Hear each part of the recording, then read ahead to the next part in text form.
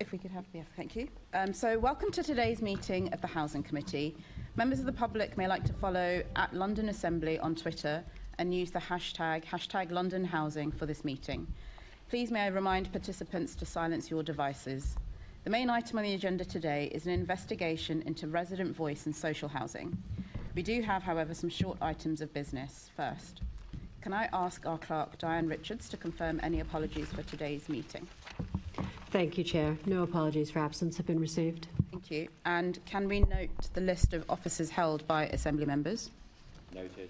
Can I also ask members if they have any disclosable pecuniary interests in any specific items listed on today's agenda? Nope. Great.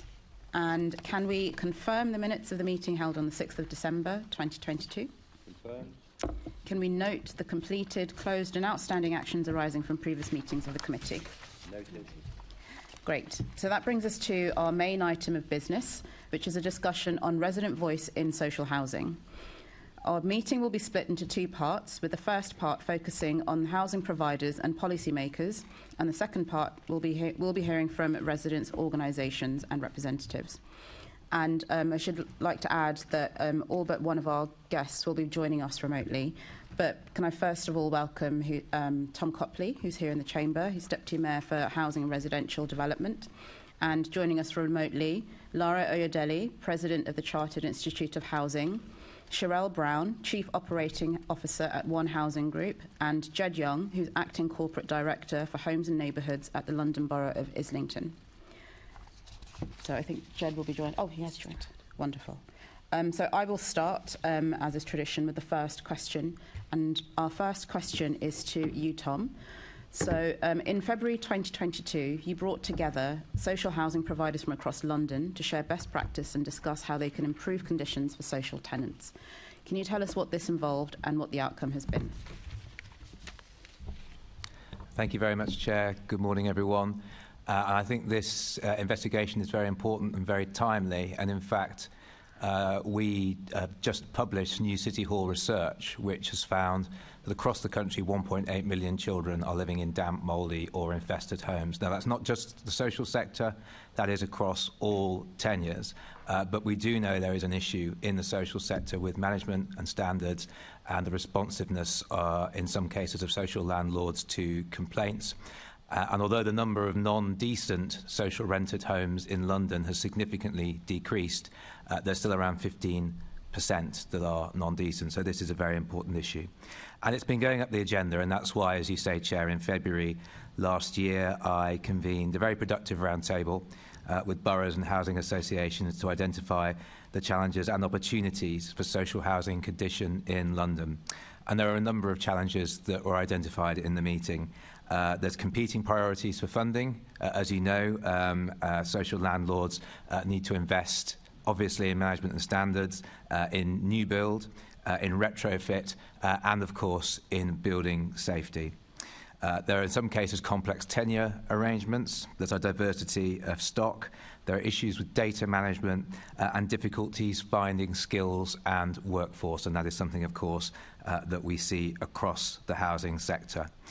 Since then, of course, we've had the social rent capped at 7%, which, while, of course, relieving some financial burden from tenants, which is very positive, does mean that social landlords have less income to invest in management and standards. And we've seen the government-ordered review of social housing stock for damp and mould.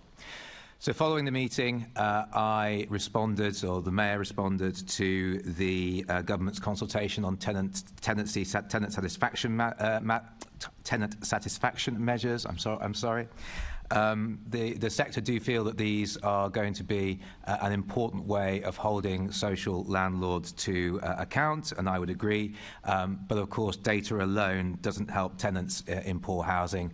Landlords need to be made to actively engage with the information that is collected by these tenancy satisfaction measures. It's also worth noting, of course, that while it's really, really important that we know which landlords are performing well and which ones less well and which ones are performing poorly, it's very difficult, if not impossible, for tenants to vote with their feet and actually switch provider based on that.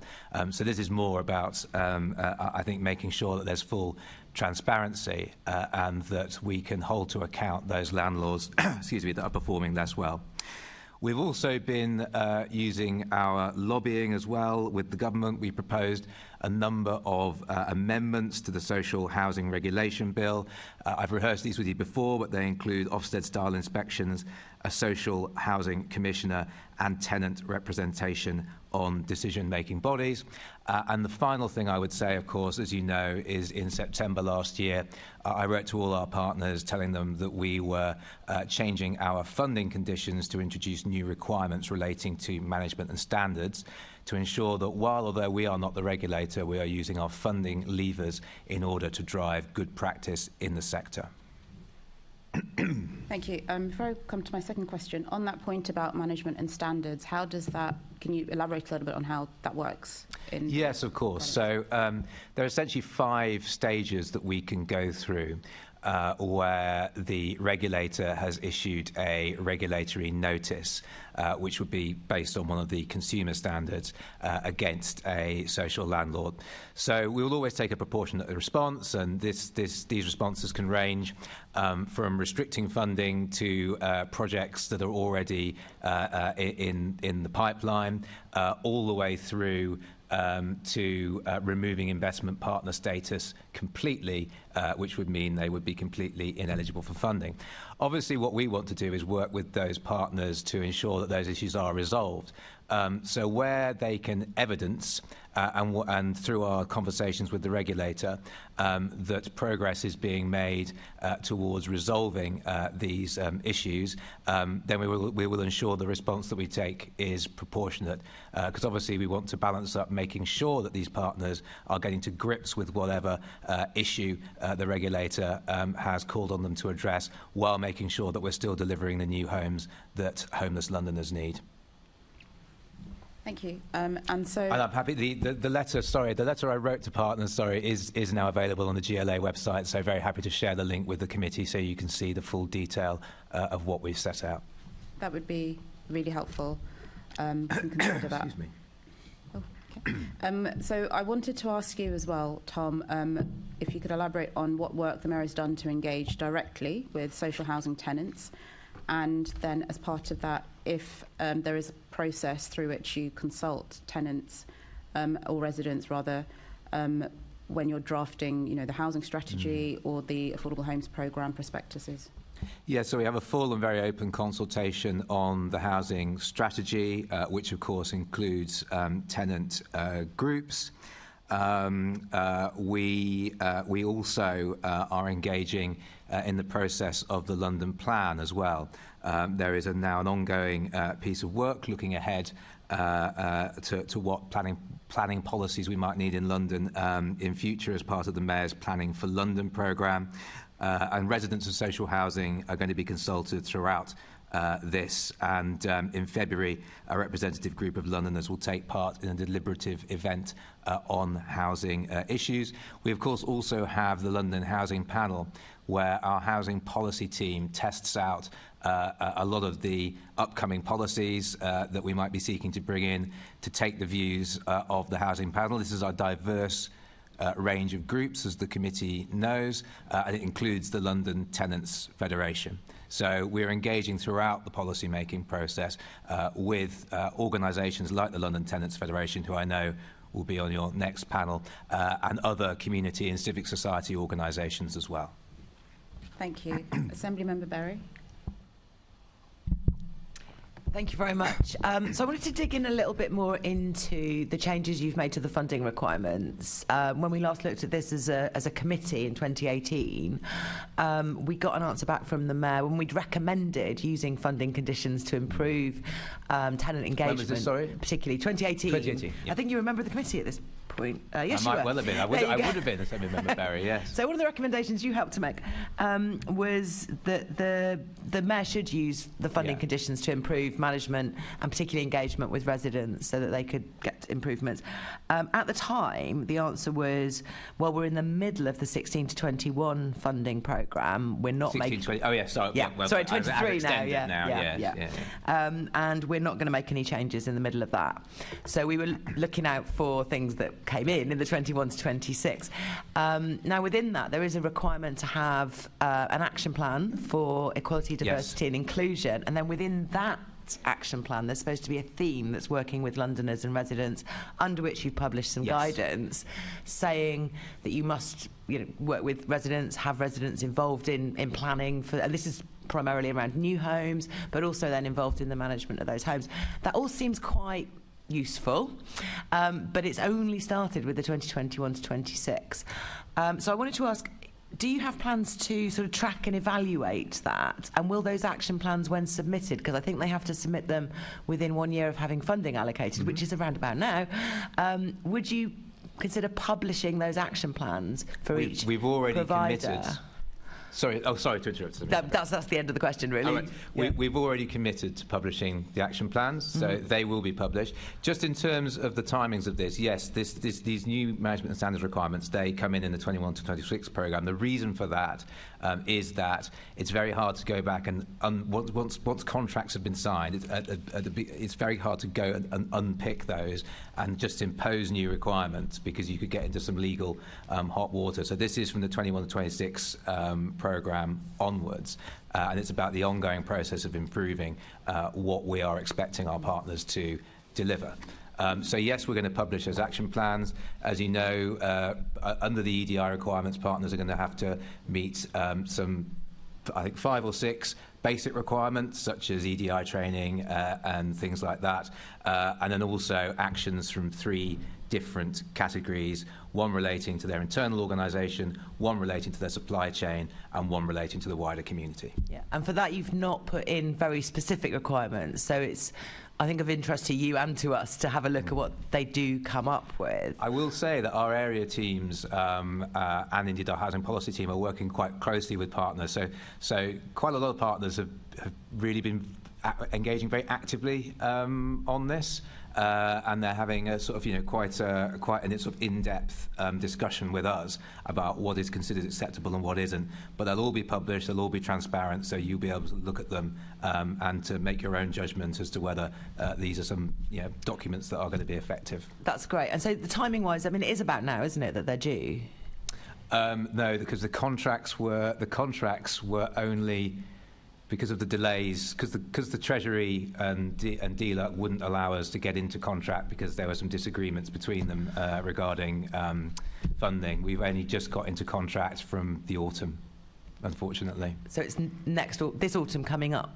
So it'd be this autumn coming up where... But I'd have to go and check, but I presume that as they come through, we will upload them onto the website, but I can check that for you. Super. And then finally, you mentioned that you've written a letter, which I couldn't find on a quick search of the GLA website. That's probably my searching, because it's hard to search there.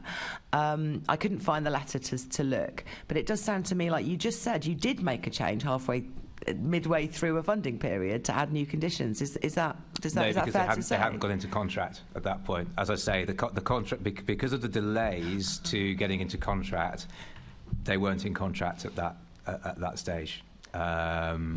Okay, so you sort of made agreements with them, but the final contracts were not signed. With them, but the final contracts were not signed. So you just got in there before. Yeah. And you said you couldn't find it on the website. That's because it's only just been uploaded. And as I said to the chair, we can share that link with you so that you've got the letter. Okay, thank you. It's a shame we didn't have it for today, but apologies. Cheers. Thank you, Chair. Yeah, we can circulate that to the committee. Thank you, Tom. So the next person I have, Assembly Member Baker. Oh, sorry, Boff. Lots of Bs. Thank you. In 2018, the Mayor called on the government to appoint a commissioner for social housing. In that same year, this committee recommended that the Mayor should appoint a London social housing commissioner to champion residents' interests. What work have you and the Mayor done on this and the other recommendations in the committee's report? You've covered some recommendations, but well, as I say, we've been lobbying the government to set up a national commissioner. I think, having looked into this in more depth, I think the issue with having just a London commissioner is it wouldn't have that crucial element, which is a national commissioner would sit on the regulator, the board of the regulator, and would be able to be a voice for tenants on the board of the regulator.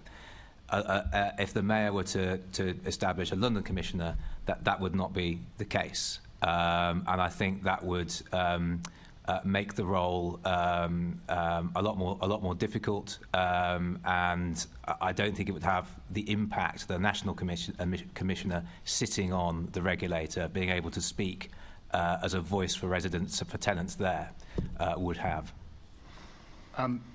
Don't you value that voice sitting locally in London? Wouldn't you value that input from residents, from tenants? I get, and we, as I've mentioned, get input from social tenants via the London Tenants Federation, via the London Housing Panel. I think the crucial thing about having a national commissioner is that they will sit on the board of the regulator and be a voice on the board of the regulator. Well, that's established, and as that we are at one. But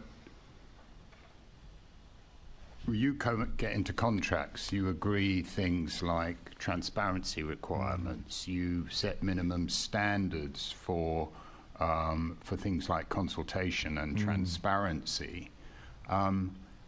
Surely there's a voice for residents there, and it seems, and also a tenant who has the weight of being that commissioner behind them.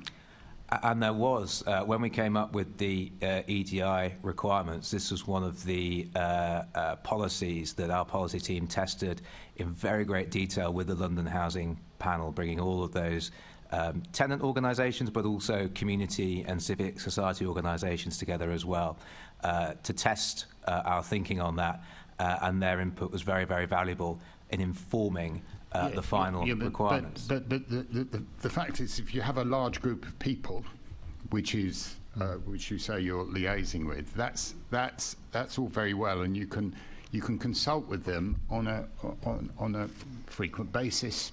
But often you don't get all the right people in the same room at the right time. That can be quite onerous on tenants. The appointment of a housing commissioner means that you've got a direct day-to-day link with the tenant's voice. Isn't that of some value to you? Well, obviously, I think the process that we went through with the housing panel was very valuable. It certainly, I don't think it was just the one session either. It was a number of sessions with the panel.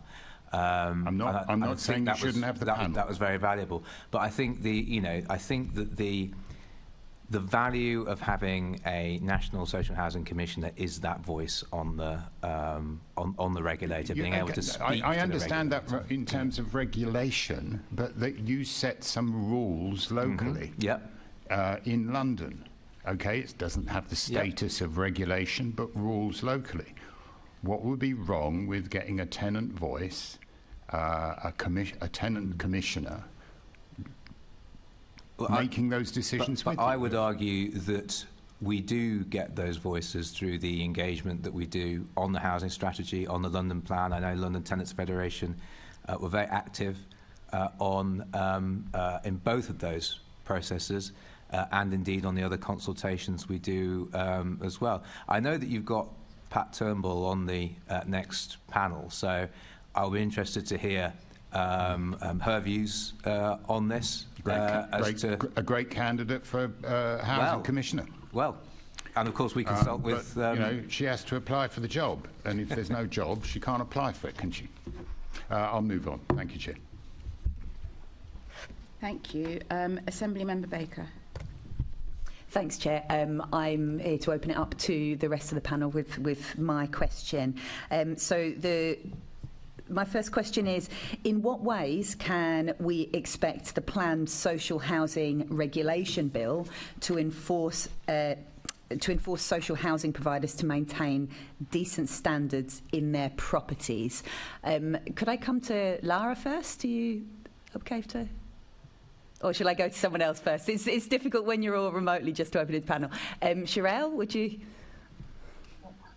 Good morning. Thank you for having me here today at this important discussion. So I think in terms of working for a London provider, there is much work already in place in terms of regulation around how we should be maintaining our homes. However, there is still more work to do. And I think in that work to do, helping us, as we say, shaping the standards, commonality, and for residents, having clear guidance on accessibility, I think is important in terms of our service and expectations that all the people, tenants and leaseholders that live in our homes can really expect a certain standard which is common across different landlords, even though, as the Deputy Mayor said earlier on, tenants cannot change their landlord.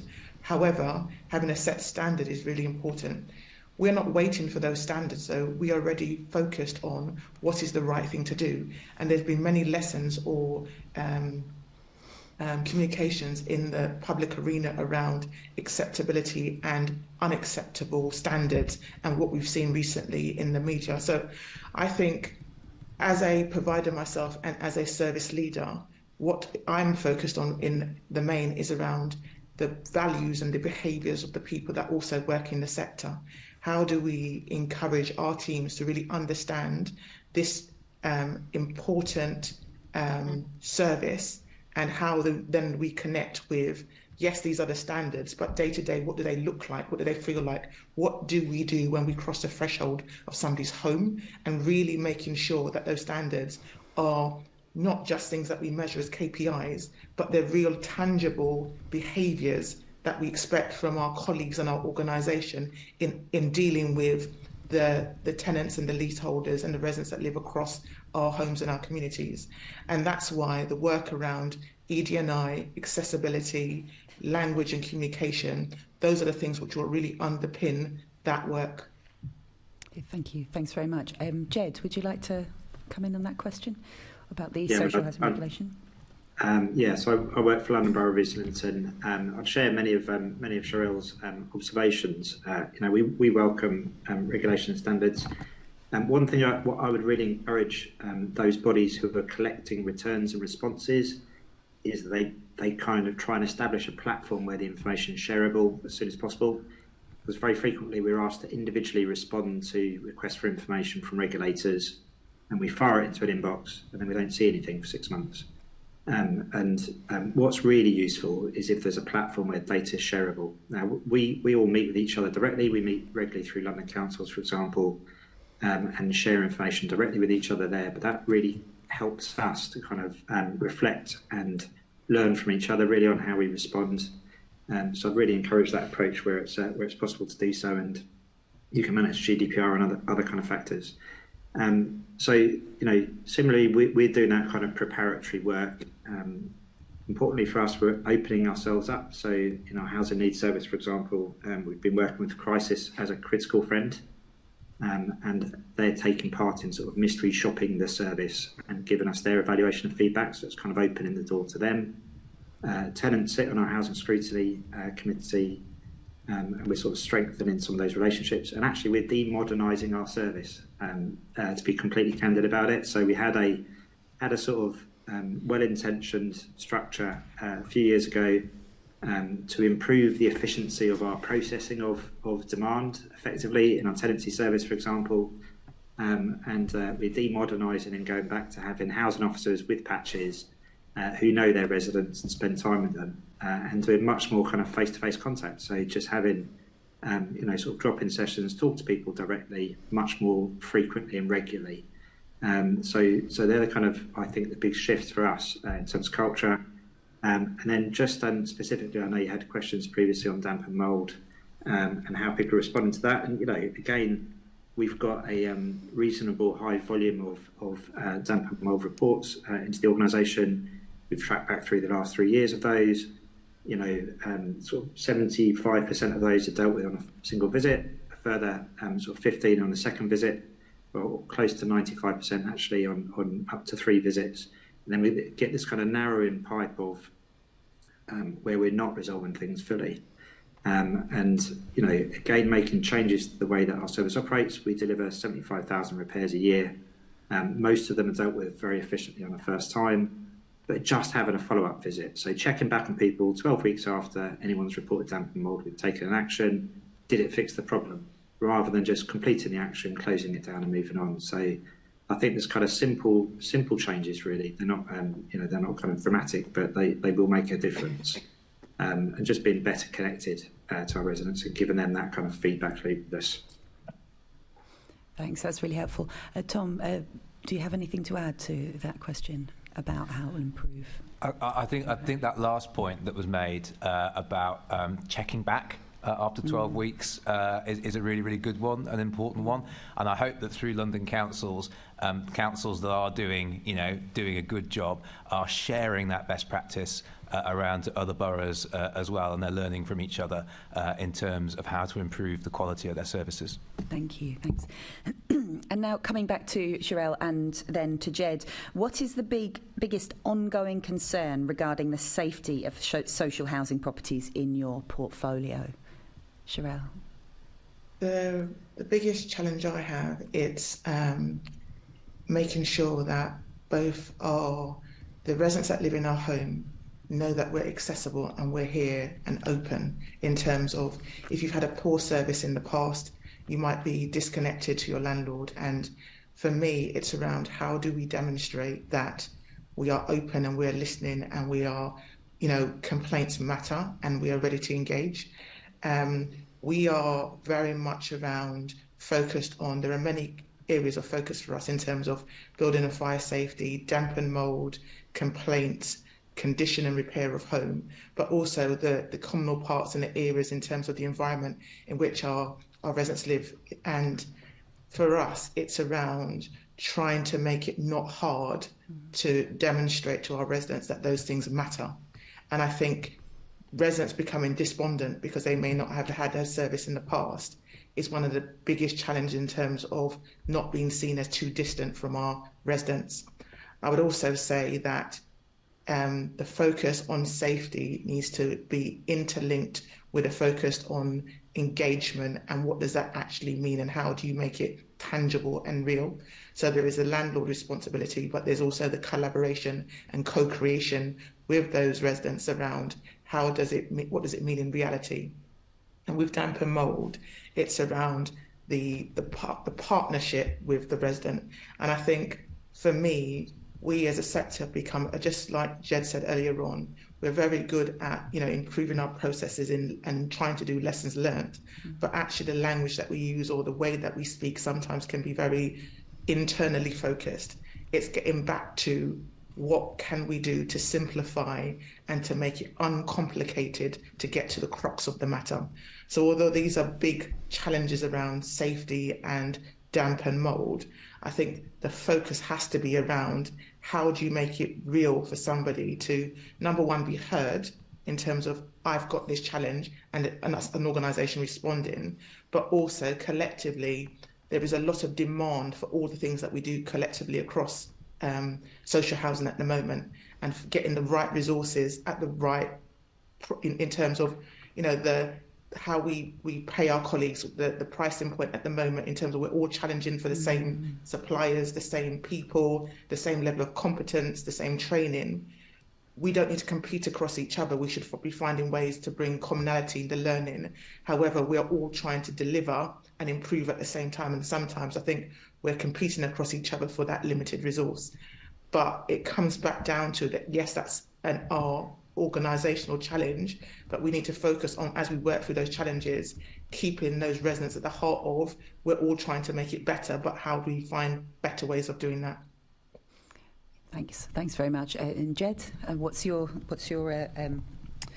biggest challenge, biggest ongoing concern across your portfolio?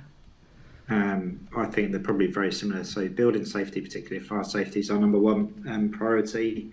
I've got £80 million block provision at the moment in my business plan in relation to sort of building safety investment. And it's fair to say it's kind of the regulatory environment's become much more clear and the expectations upon us much more clear. We're sort of gearing up and working through our kind of work. I don't know if 80 million is the right size or not over the next 30 years. And hopefully it will be less than that in terms of requirement. And both for building safety and for damp and mould, absolutely the same as Chyrel, in that we're sort of seeking to increase our staff, increasing the skills inside the organisation.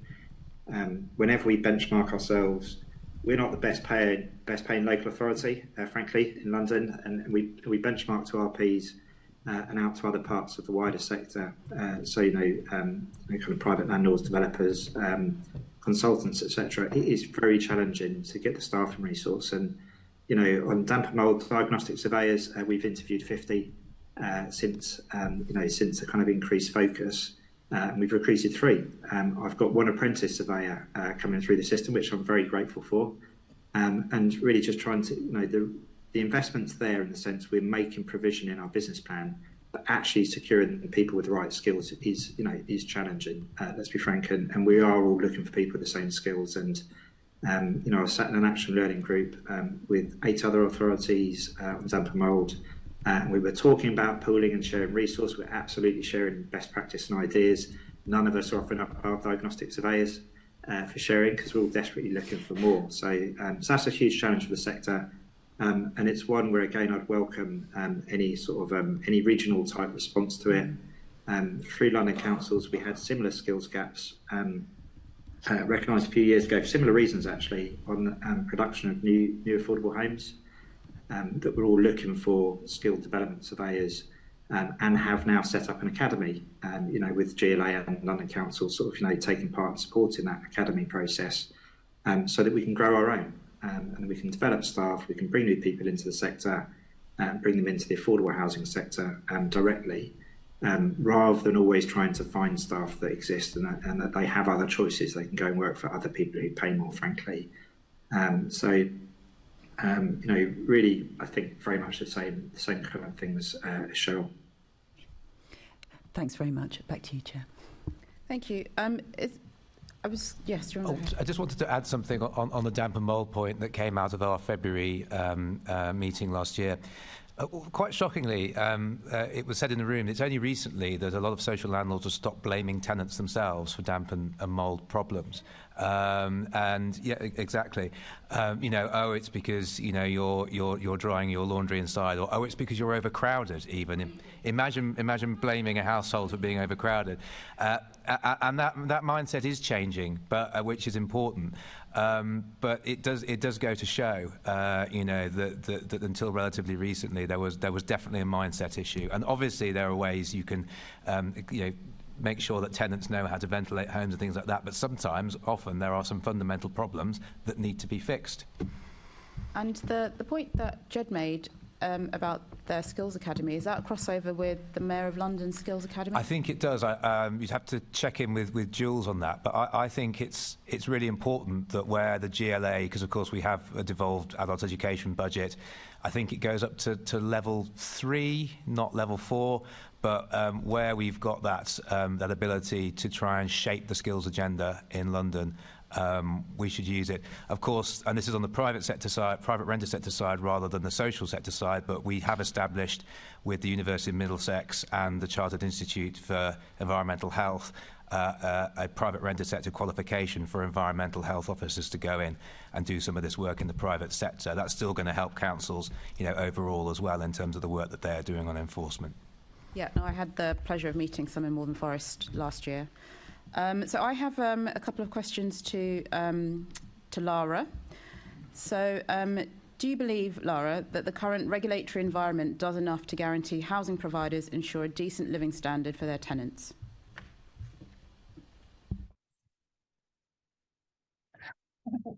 I'm afraid to answer yes or no to that. But first of all, good morning and thank you for inviting me here today.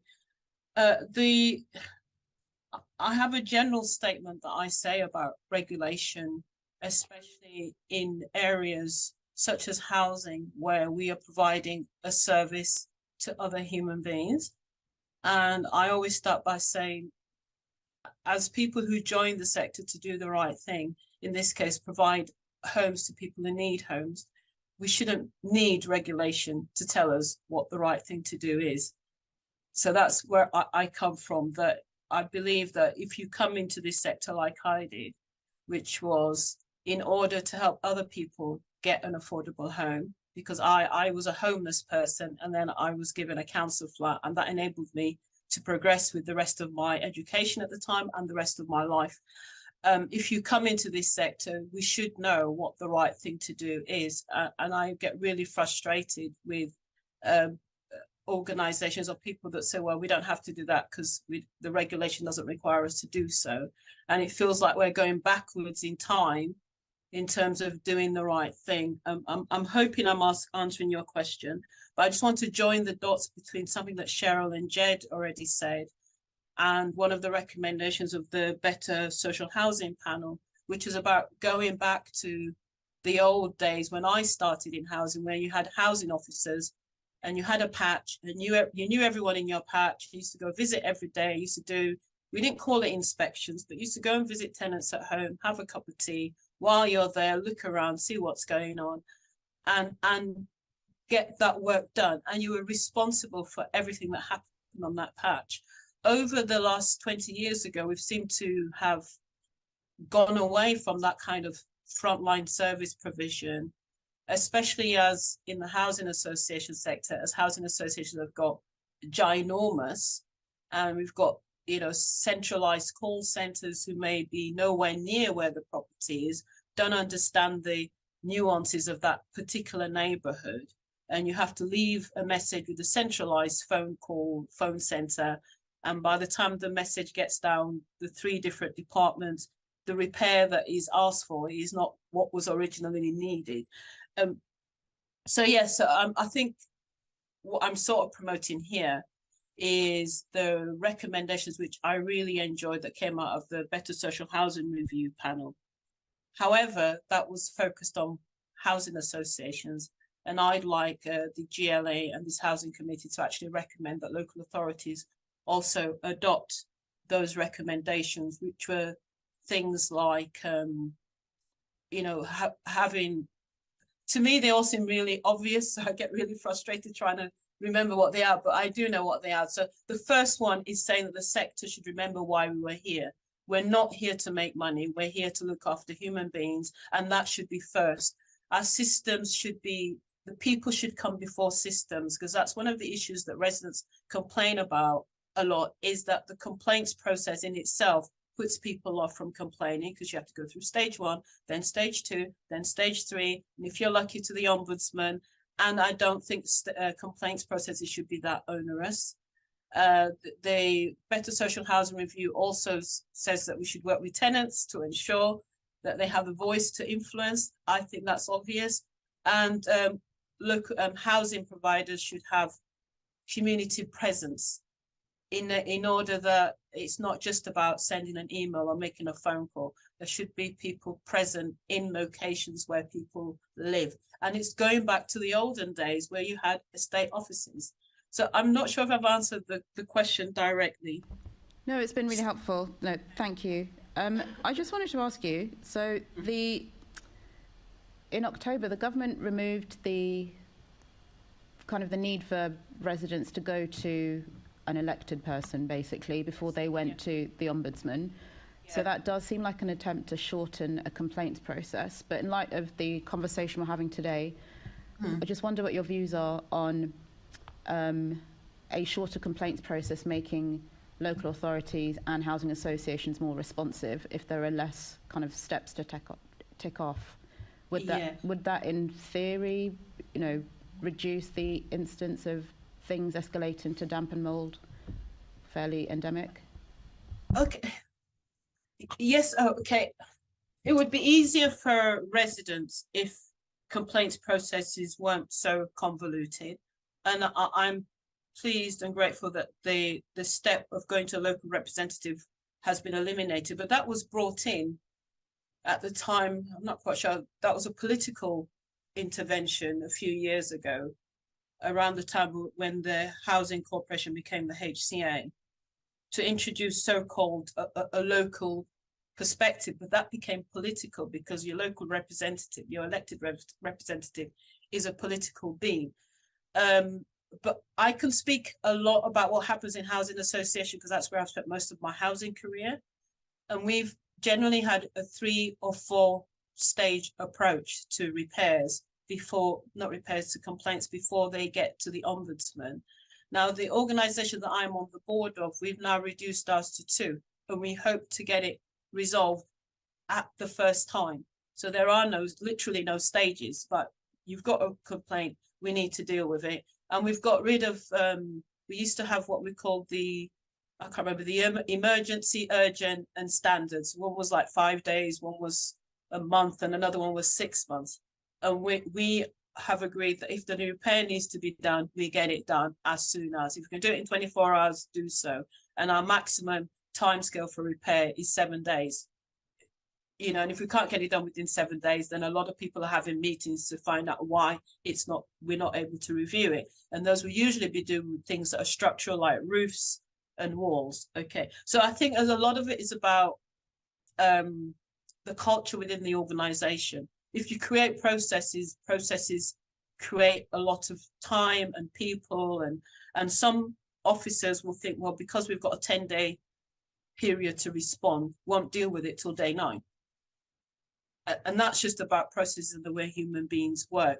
Whether it will reduce the issues with damp and mold, I think is a slightly different issue, because from my perspective, a lot of the concerns we have about damp and mold, yes, there is sort of repairs, maintenance and living standards and heat and opening windows and not opening windows and heating and all those kind of things. That's one issue. For me, there's another substantial issue, which is the age and the nature of the buildings that we currently have, the way they were built at the time, which is no longer suitable to our lifestyles. And also the fact that for a lot of landlords to transfer people who are living in mold and damp-ridden properties literally have nowhere to transfer those people to. So there's a shortage of stock already. We have a lot of stock that is old and unsafe, unfit for modern life, which is resulting in damp and mold. And we have a shortage of new stock in the pipeline.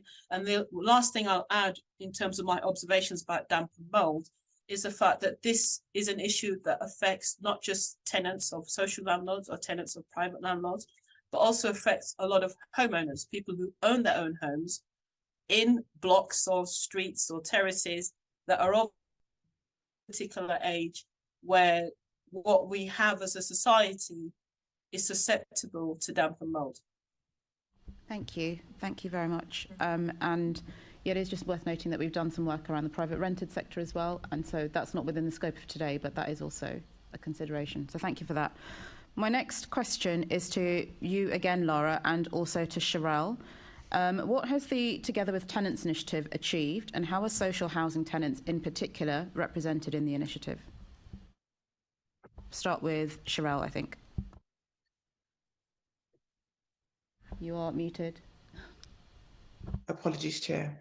I would say it is enhance the need in terms of, or the visibility of that co-creation and collaboration with residents that live in our homes. And I think it's some of the words that Lara used earlier on in terms of humanising the whole engagement process. I think we have engaged with customers sometimes as a landlord, we know best. I think this brings it back down to, it's not about knowing best, it's about the partnership in which we need to work with our residents and how we do so. And I think it's enabled many of our organisations to revisit their resident engagement strategies and what they mean by that local conversation and how they measure those conversations and how they drive it forward. So, or a bit as like Lara and Jed said earlier on, these standards are not there, are simple and they're straightforward standards.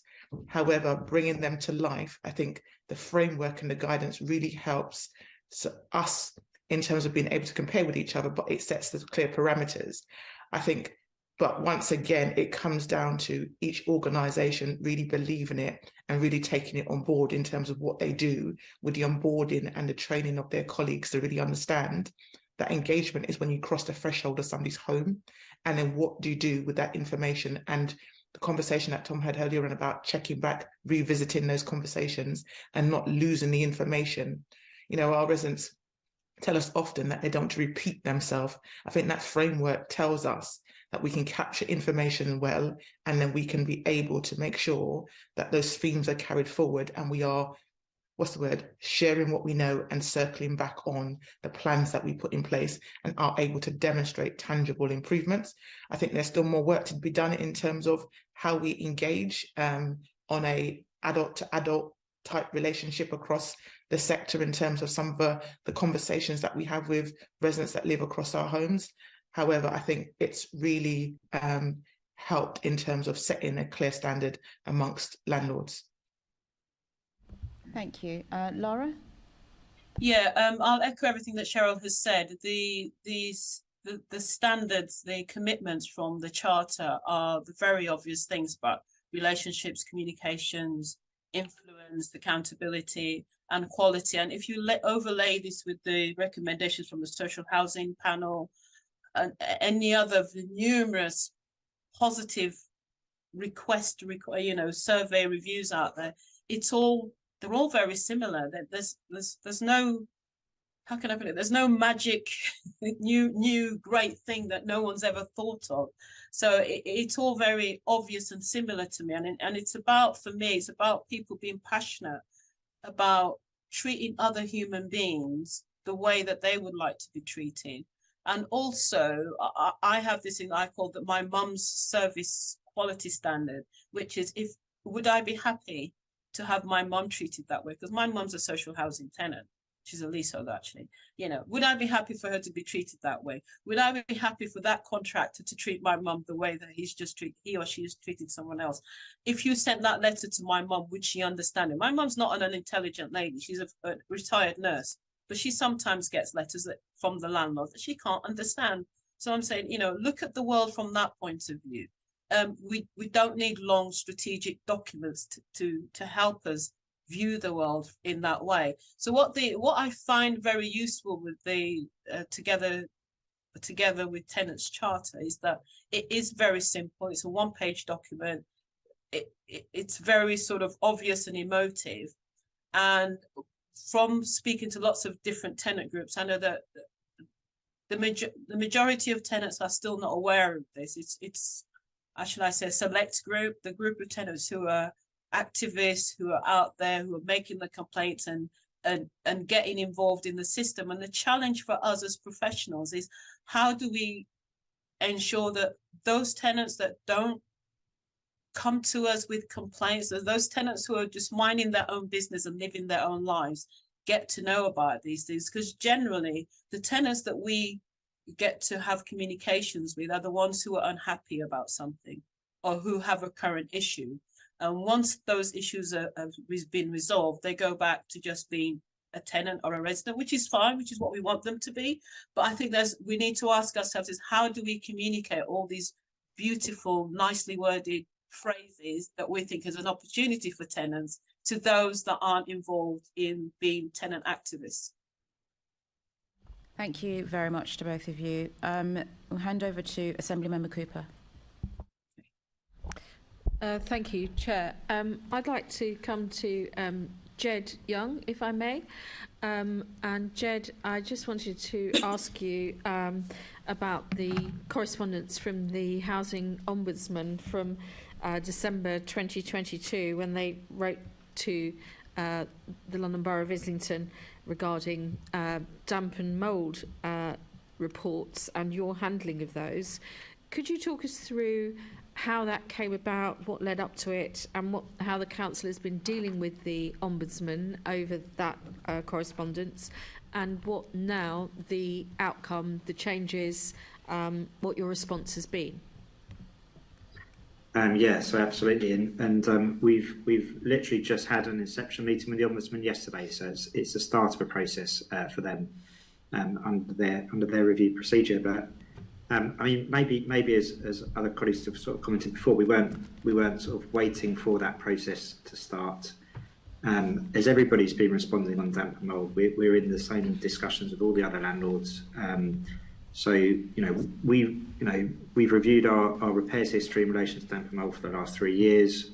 We've increased the investment to respond to damp and mould by £1 million a year, so substantially increase in investment, which will be new staff as soon as we can recruit them, and change in the way in which our repairs are carried out. So historically we would have repaired the defect in the building. So where there was a leak, we'd fix the leak. Where there was visible damp and mould, we'd wash it down, and then so the defect was repaired, the damp and mould was removed physically, residents were given advice, then that job was closed. And the very simple change which I mentioned before is to have a follow-up contact in 12 weeks. But it's also that the surveyors have been told to actually look for active investment opportunity and areas of improvement we can make to those properties. So, that might be insulation of cold bridging areas, it might be adding mechanical ventilation. And there are certainly other people in the sector who are ahead of us. So Clarion had an ombudsman investigation just over a year ago. I met their director of property. They've got some sort of smart tech going into some of those properties where damp and mould is potentially more prevalent. So some of those property types that continuously records humidity levels and temperatures within dwellings, and it alerts the landlord when humidity reaches a threshold. And those are the kind of things which we're sort of being frank about it. We're investigating now and saying we should be doing those things too. So we're meeting with providers. We have a provider who's delivering our fire safety information, our fire safety tech, which does the same thing, and they also have sensors that do humidity and temperature. So we probably have a solution. But it's fair to say that we're bringing that into being now. We didn't have it historically. So we've engaged positively with the Ombudsman and would have been doing a fair amount of this work regardless. But we'll work closely with them through their investigation. And I think there are definitely, there were lessons that we were learning that we'll be going through with them, and I'm sure they will sort of, as they describe it, hold a mirror to those lessons. As I said in the kind of earlier response, over the last 3 years, we've had 4,500 contacts that are either kind of leak, damp, mould, condensation, the kind of related actions. And 95% of those jobs are resolved within 3 visits, but there's a narrowing pipe where we haven't resolved the issues in some cases, and there are some cases which are unacceptable to us. So the changes we're making are to kind of design out that issue, frankly. So the follow-up contact being a really important point for residents. Not just repairing the defect, but saying, can we upgrade the property so that problems are less likely to reoccur. We're doing the kind of plotting all of those reported incidents over the last 3 years geographically, and then filtering it by property type. So to Lara's point, where we have estates or blocks that are more likely to suffer from because of the building condition or age, is there a major works capital investment programme to take place there? So we're just starting out working with the Ombudsman directly. We'll be sharing all of the wider work we're doing with them, and then working closely with them around their investigation into specific cases. We've done lessons learned. We'll be sharing those lessons that we've learned from those cases, and really interested to hear their feedback and reflections on that. Can I just dig into that a little bit? Thanks. Yeah. So in terms of because there are certain build types and certain build materials that are much more likely to result in cold bridging, which you mentioned. Did you have a full assessment of all of your stock that maybe was done during the period of time in the lead up to spending Decent Homes money, when there was an extra allocation of Decent Homes funding for public sector landlords, so that issues like this could be addressed? I mean, presumably you must have had an entire list of all of those properties that were more likely because of build type. I'm not talking about, the accusation that we have thrown at occupants that, there's too many of them and they breathe too much and therefore they create condensation. But, let's think about the building types. Did you have that as a full list?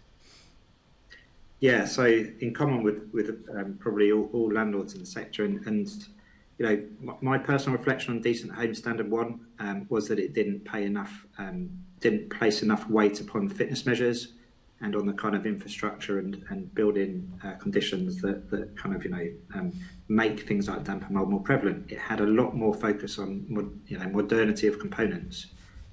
So, you know, the lifespan of a kitchen and a bathroom, for example. Well, those were some of the requirements, but there was also the one about thermal comfort, and I think trying to achieve thermal comfort without addressing cold bridging and proper ventilation, but also trying to make sure that people were comfortable. I don't really think you can achieve proper thermal comfort if people are living somewhere that's, you know, damp, cold and mouldy. Yeah, and I think you're right, and I think so we've got we had through that investment period an increase in our SAP ratings that relate to thermal comfort. We certainly installed a lot of insulation. We do have some building types that were constructed with poor design, frankly. So the estate where damp and mould is most prevalent for us is the Andover estate, and the way it was constructed included some. Actually, yeah, I know the Andover, the one just off Seven Sisters Road. You mean? That's exactly So if you're familiar, so you'll know that we've got kind of garages which aren't insulated slotted into the fabric of the dwelling. So there's a kind of built-in, quite large cold bridge built into some of those blocks, and so we've just kind of replotted damp and mould and overlaid it against investment needs, and that's our kind of number one prevalent estate, and we've got a £14 million package of capital works on the estate at the moment, which is seeking to address those kind of issues. So yes, thermal comfort was improved in Decent Homes 1, and SAP ratings went up, and yes, we're kind of revisiting all of the kind of investment needs and sort of checking damp and mould against other investment criteria. And just one other thing to say on net zero carbon, which obviously we have huge ambitions, as does everybody, to reduce our carbon footprint. We did some work with UCL last year to give us a kind of investment pathway for net zero carbon.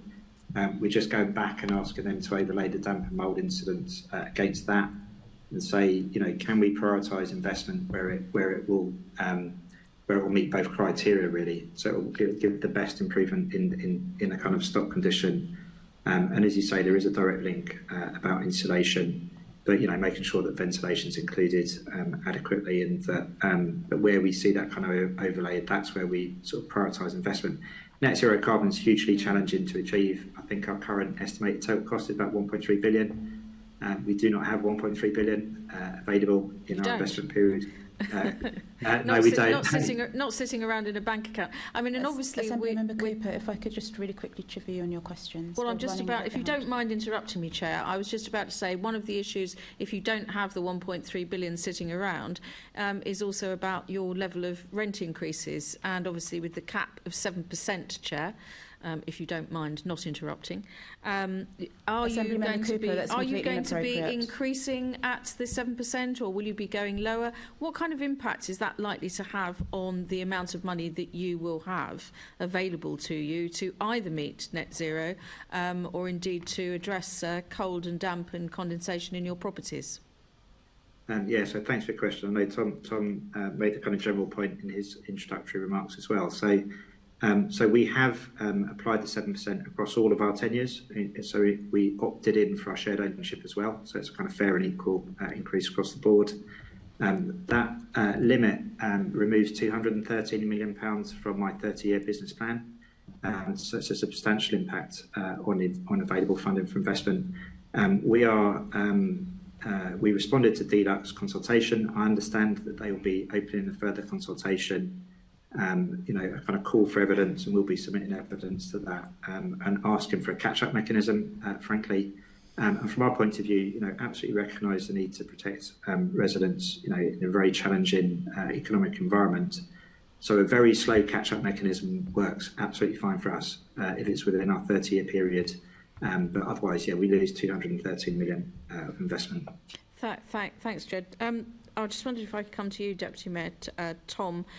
Are you receiving information from associations across London about the impact of the 7% cap on social rents? What kind of impact do you think it's going to have on programmes to address either net zero or cold, damp and condensation? It's inevitably going to have a big impact, and figures like we've just heard are not uncommon, and obviously the larger the organisation, the bigger the impact. It's inevitably going to reduce the amount that they can invest in their existing stock, including in things like retrofit.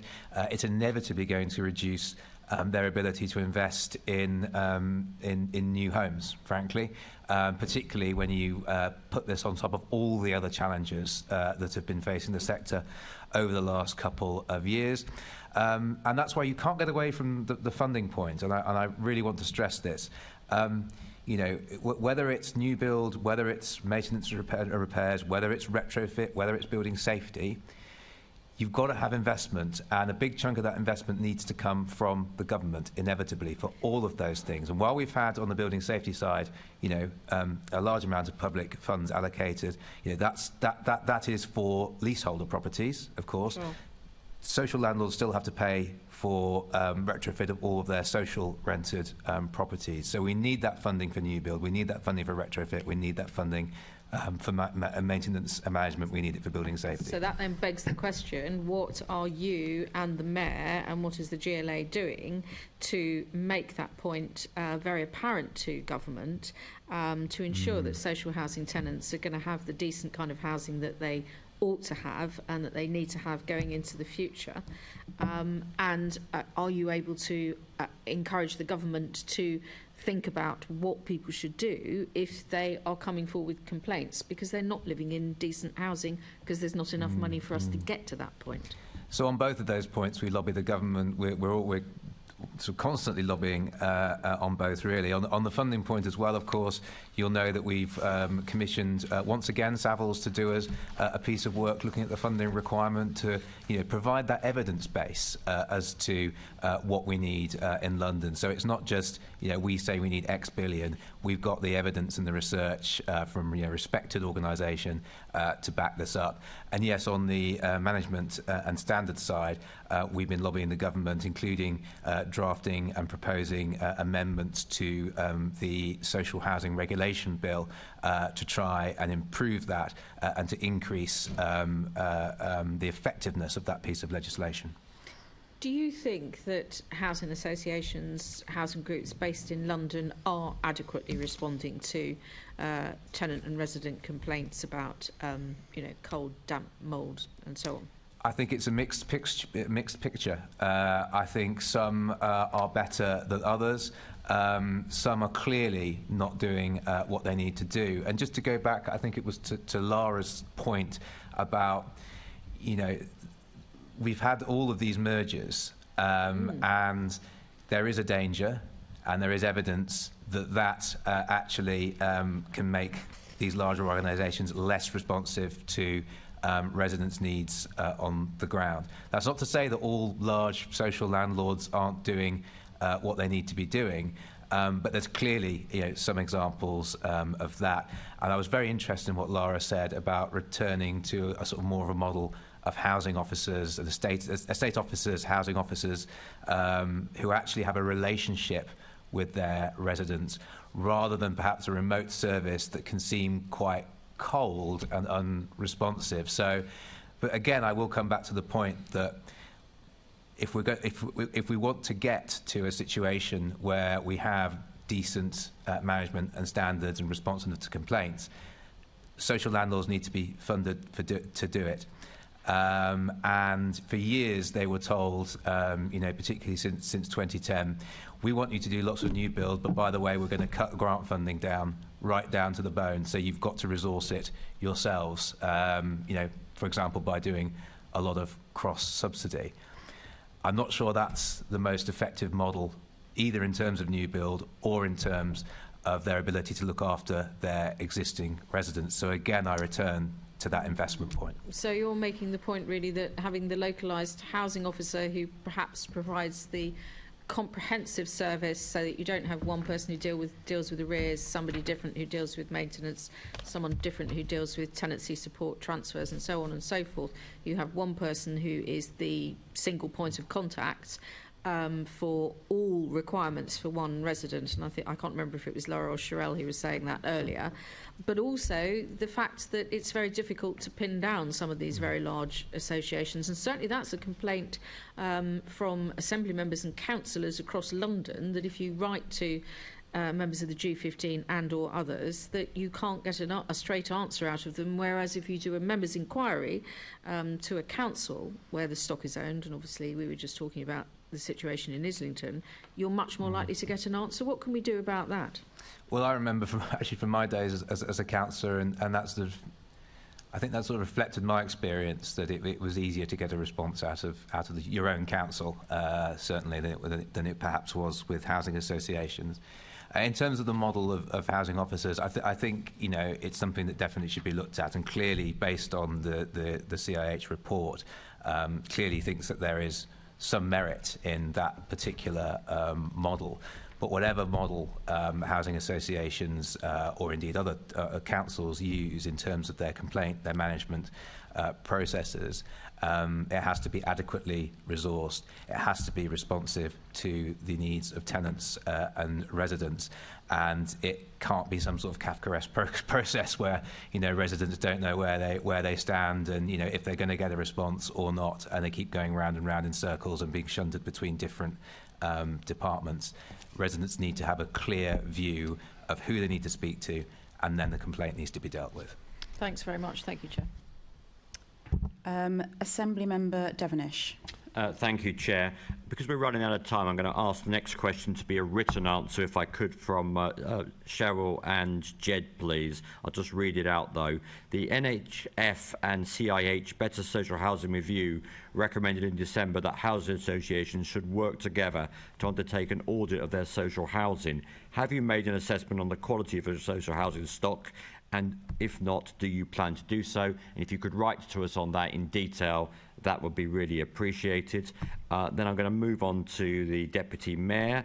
Tom, how can the Mayor support the social landlords in undertaking a London or national audit of all social housing stock to ensure it's up to standard? And can I have a very short and concise answer, and you can write to us in more detail if you like, please. I'm happy to write to you in more detail. This is a core function of RPs to keep on top of this, and ultimately the responsibility does lie with them. The Mayor obviously is happy and very willing to use his convening powers to bring the London RPs together and to share best practice. Thank you. That was very concise. And finally, to Lara, Jed and Crystal, Chyrel, what are the resource implications of undertaking this kind of work? And please feel free again to write, but if anybody wants to say any last words before this panel ends, and can I just thank you all, by the way, for your excellent answers today. Lara, anything further to add, very briefly? Yeah, I'm going to go first. Actually, a couple of things to add. I will answer your question. I just wanted to echo Tom's point about subsidy. The experience that I've had in my very short 50 years is that the market economy does not help poor people when it comes to housing. To be able to adequately house those majority of our people who are not rich, to house them adequately requires resources from central government. So I'll just make that statement. We cannot have social housing without central subsidy. What a lot of our members at CIH talk about is the competing demands on a limited income stream. We don't want to increase our rents unreasonably. We can't, yet we have to try and achieve all these many things.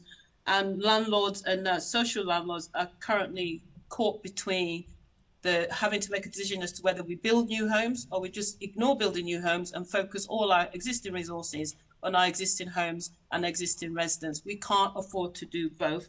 The other point I wanted to make in regards to a discussion that was had, I forgot whose point it was, about freedom of information legislation, I forgot what it's called now. I can't remember for sure if housing associations are have to abide by freedom of information requests. So I think that's the way forward. And the last question was about, I believe it was about resources in order to do the surveys. Was that the right one? Yes. Yeah, some of the discussions that Chyrel and Jed had said earlier on, we're all doing our best as landlords, and we have a limited pool of staff. a limited pool of experienced people that can do this, but I know that every landlord that I've spoken to is doing their very best to make that happen. But it's another one of those things on that endless to-do list with the same small pot of money from our residents and diminishing grant rate as we go forward. Thank you. And Jed? Thank you. Yeah, and I'll just make a few very brief points just to echo around the affordable housing supply. I absolutely agree. It really does require some government changes around subsidies. So construction costs massively increased, well above the rate of general inflation, and sales values at best flat at the moment.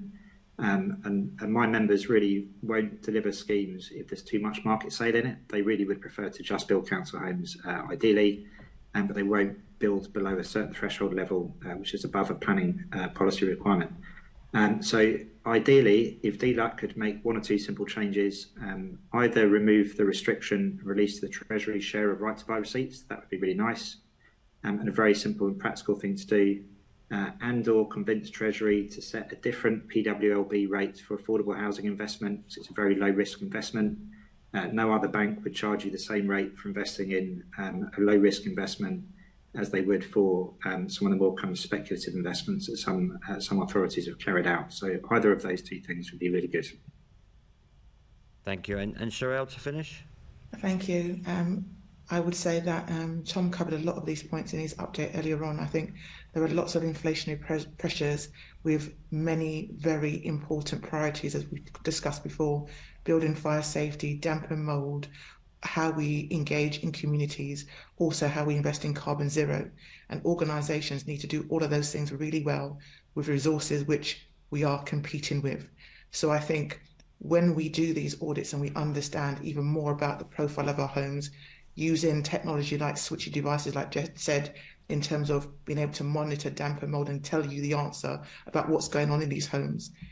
When you know more, you need to do more, and then that's another drain. So these things need to be done, but the conversation about how we resource them and how we attract the right people to stay in the sector to do these things, to me, is part of the conversation that we need to have next in terms of further solutions. So thank you very much for the question. Thank you to the panel, and back to you, Chair. Thank you. Assembly Member Berry. Yeah, I just wanted to add a point of information on that point that Lara made about freedom of information. It doesn't currently cover housing associations, but the Information Commissioner did write in 2017 asking for this to happen, specifically relating to fire risk assessments and transparency about the fire condition of buildings, and said that councils ought to be really proactive about getting information about the condition of buildings out there, and also that housing associations should be brought in, and I just don't think it's happened since. Thank you very much. Did you want to ask your question that you had before?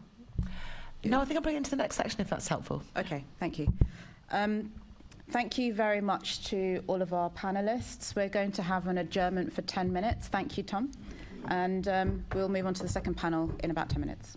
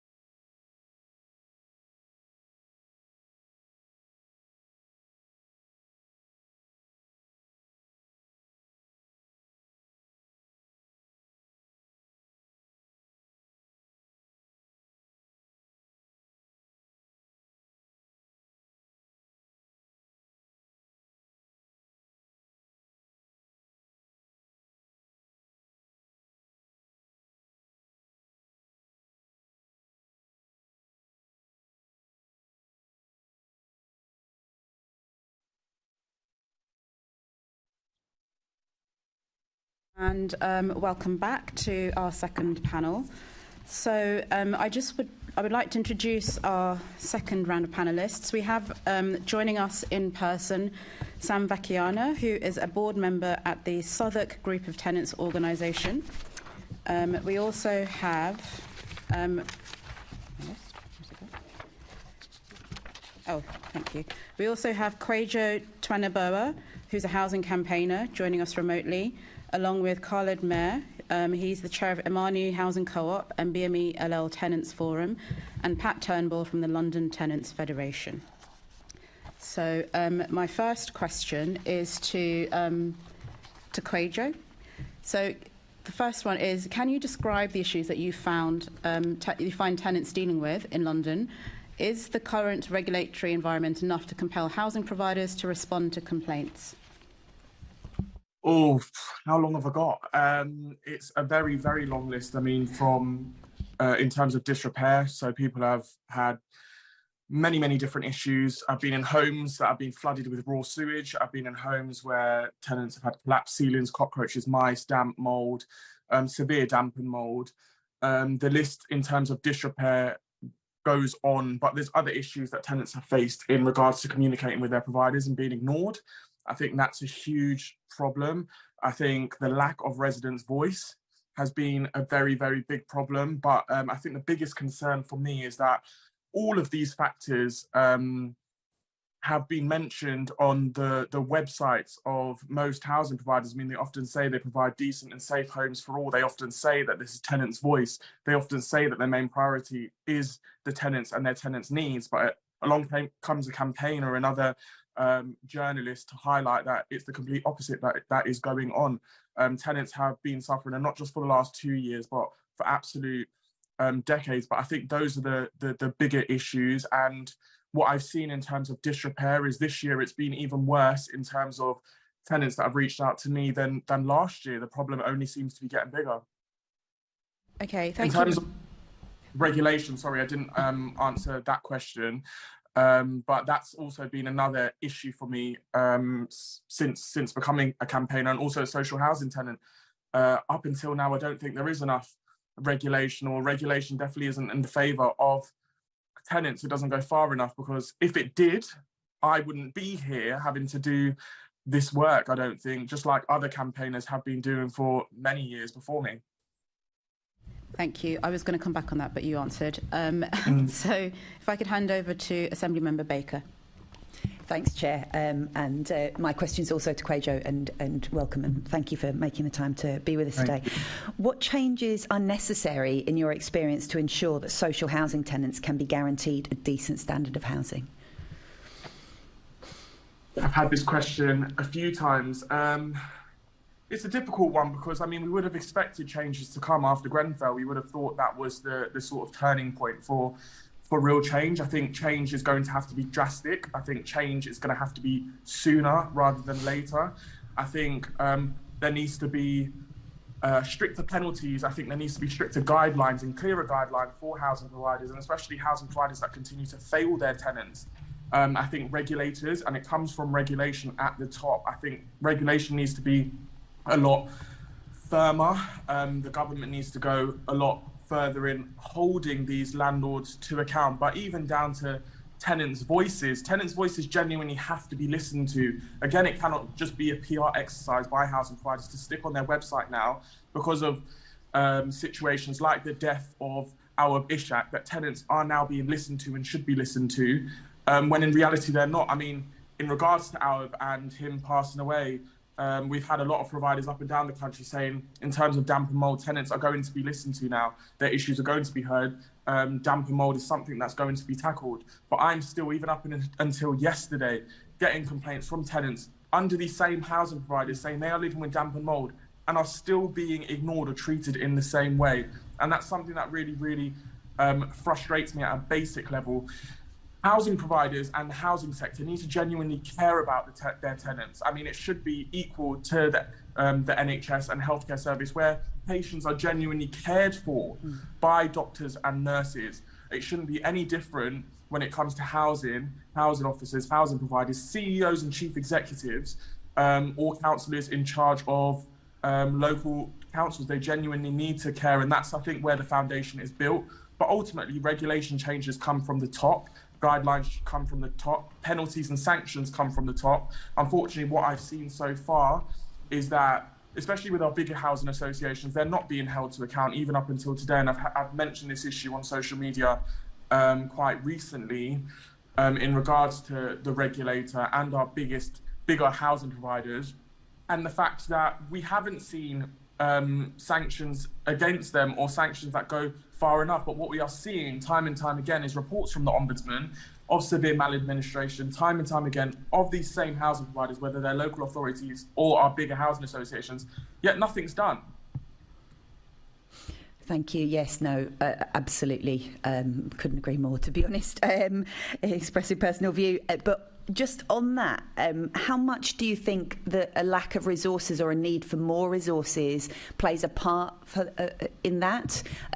Is there a question of more resources and more regulation, or is it really just holding them to account? I think we need more resources. We need more spending on housing. It's a sector that's been neglected for many decades, longer than I've been alive, especially social housing. That is why we find ourselves in this current mess, and people ultimately are dying in their homes.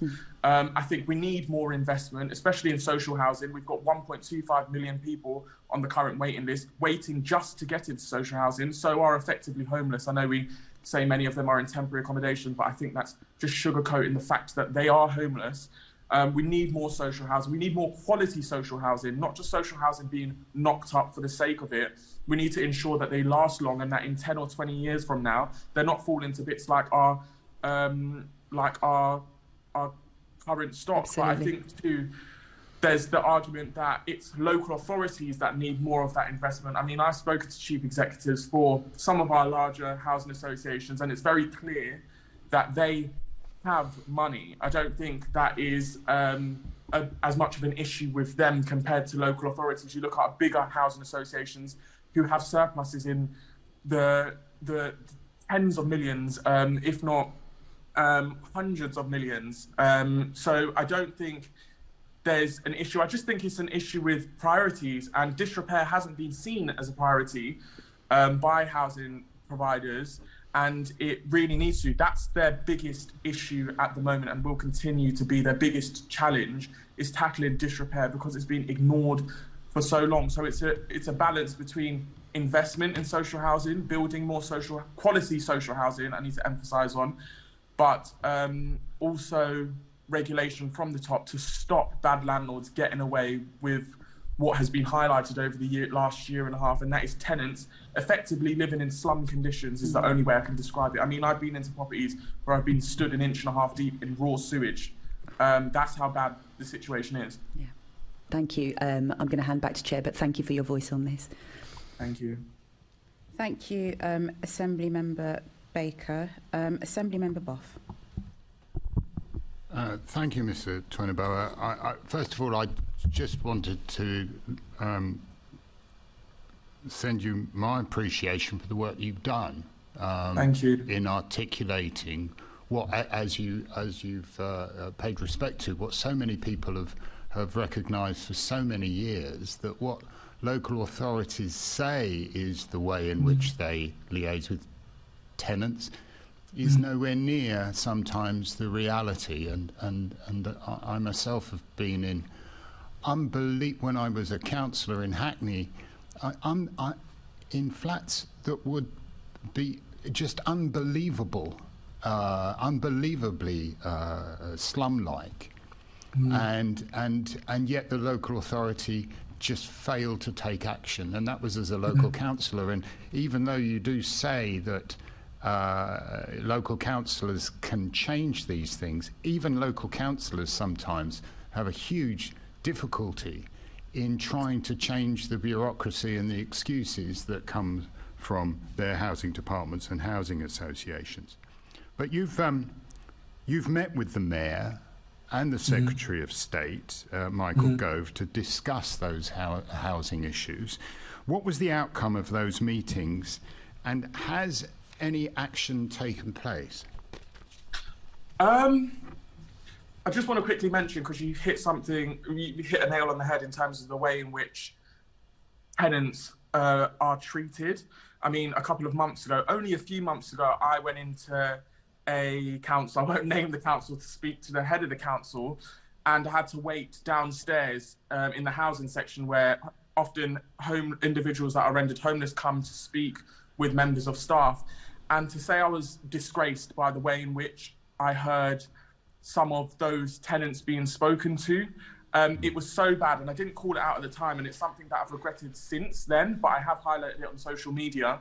And I went to the head of the council, and before we had even started the meeting, I told them how disgraced I was at what I overheard and the way those tenants were spoken to, the way that they were dismissed, the way that they were told that if they're not willing to listen to that member of staff, then the member of staff is going to walk away.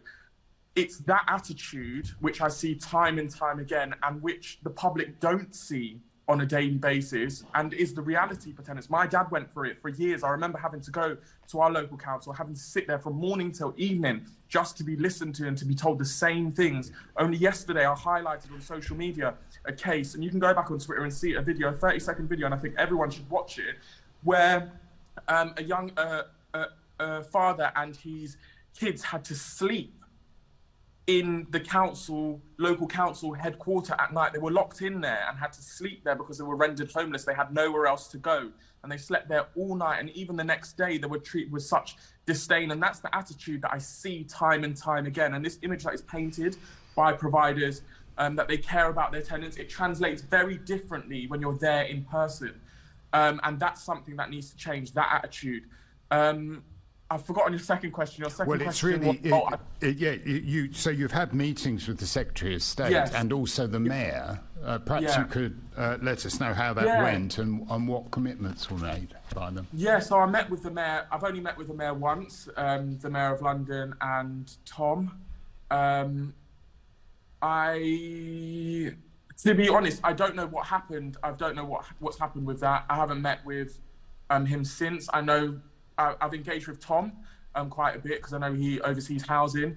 But in terms of what's happened since then, I don't really know, to be honest. I have met with the Secretary of State several times, and it's been very, very productive. I think he understands.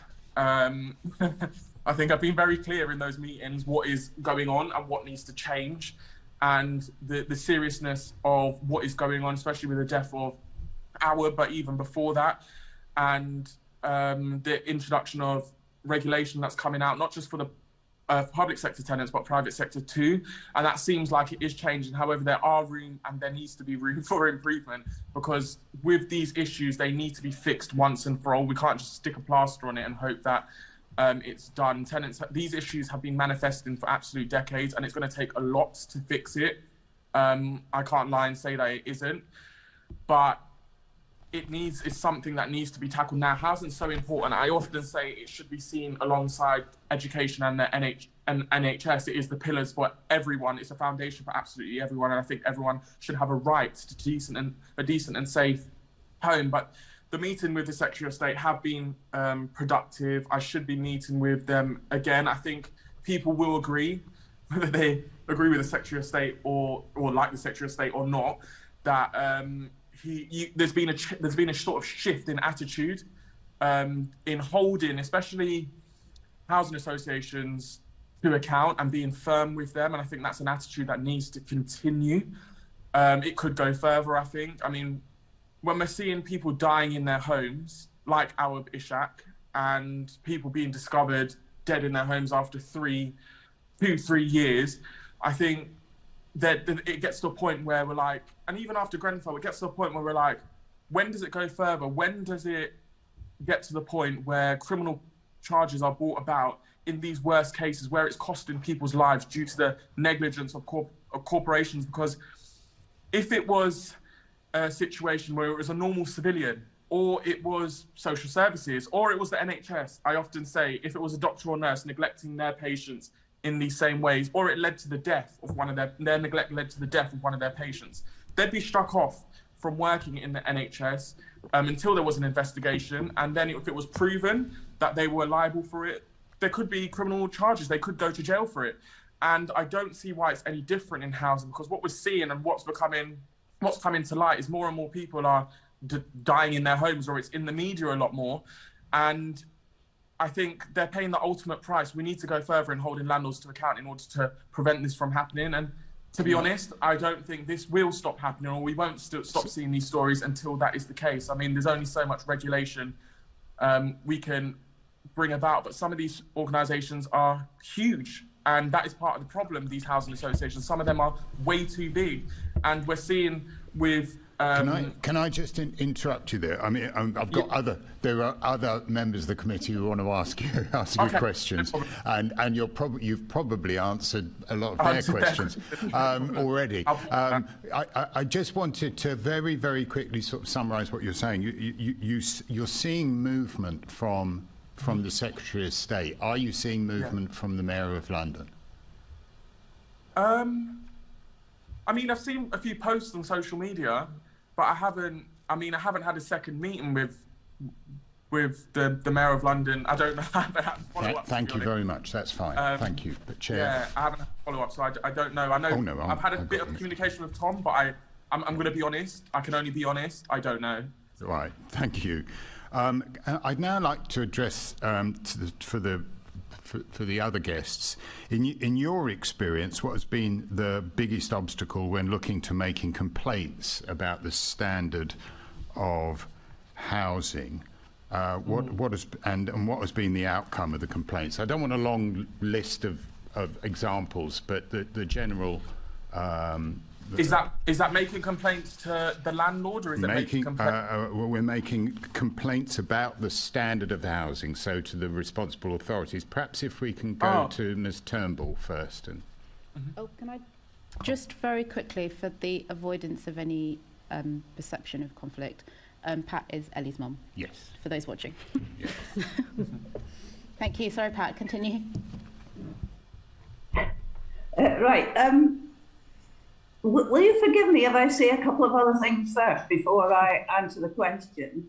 Because I was listening to the section earlier on, and some points were raised that I might want to very briefly comment on.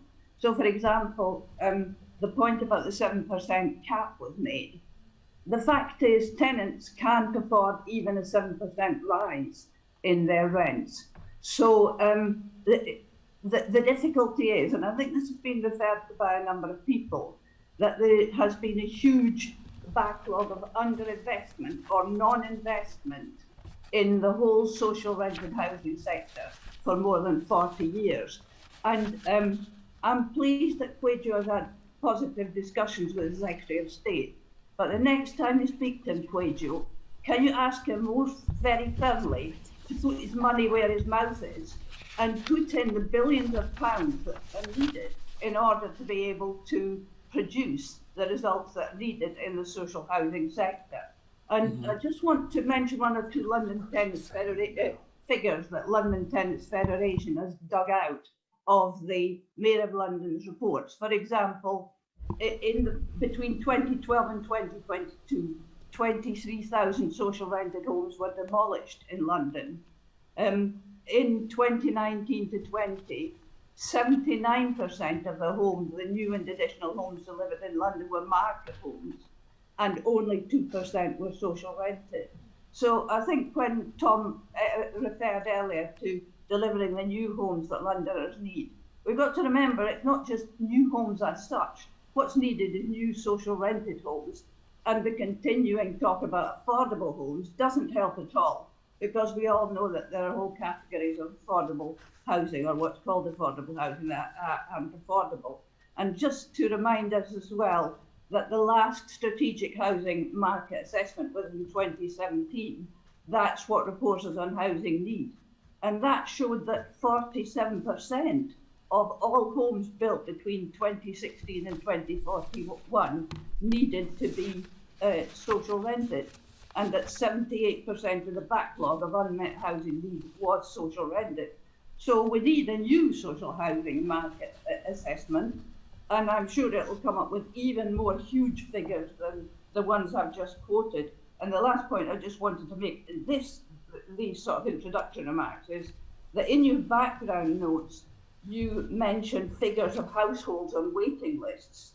And you say that the figures are lower than the peak of 2012. Well, I think that's because they underestimate need. And I'll just give you one example of a way in which they underestimate need. Hackney, where I live, Hackney Council has actually cut its housing waiting list twice since 2012. I'm sure they're not the only council. That's the one I know about. And the way that they've cut the waiting list is by restricting the criteria for eligibility. So there'll be a lot of people who need social rented housing who are not even on the waiting list.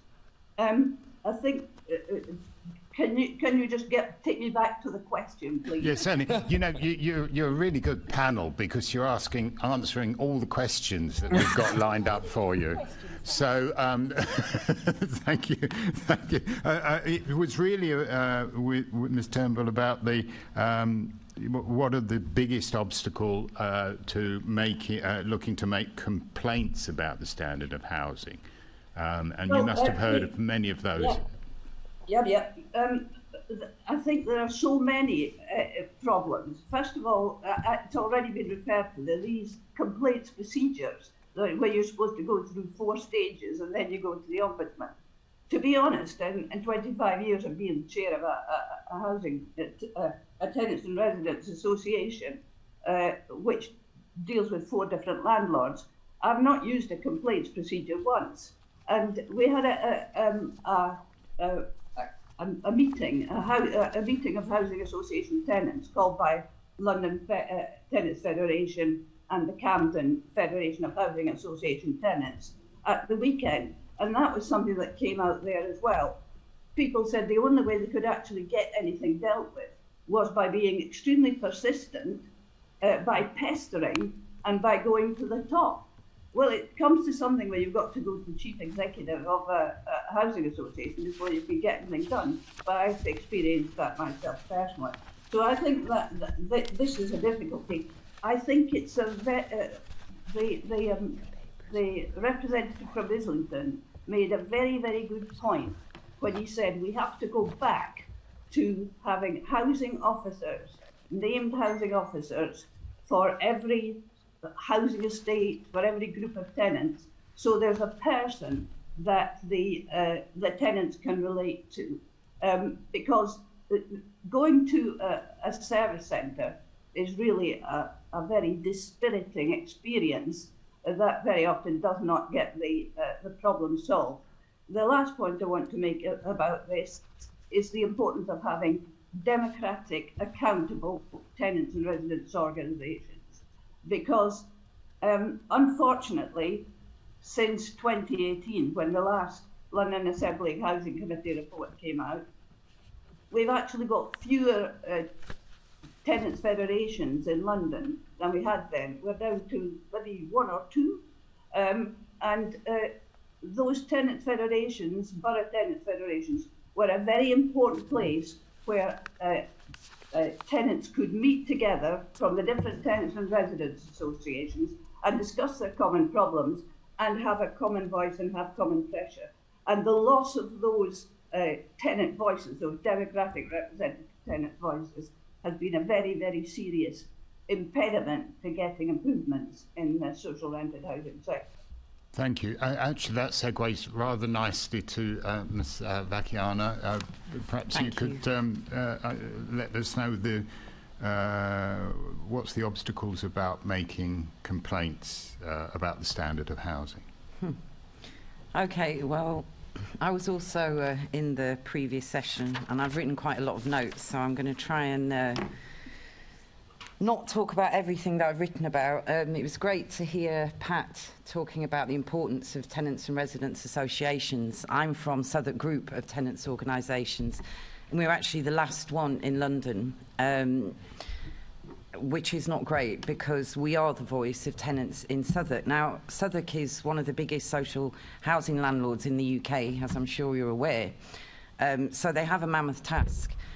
But where do I start? I mean, one of the things I wanted to talk about was the fact that people are talking about housing officers as if that's going to solve everything. We have housing officers in Southwark. and they don't solve everything. There's reasons for this. Obviously, like in any field, some are better, more motivated than others. But it's generally about their patches are just unmanageable. And so they give up. And I think this is a big feature of council housing. I can't talk about housing associations, but I can talk about council housing.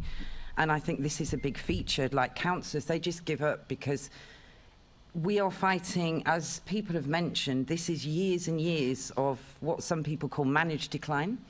Whether it's managed or not, it's decline. And the stock is just not fit for purpose anymore. And I worry, I mean, you know, Southwark Council is a progressive council and they do reach out to work with SGTO, and I hope that long may that continue.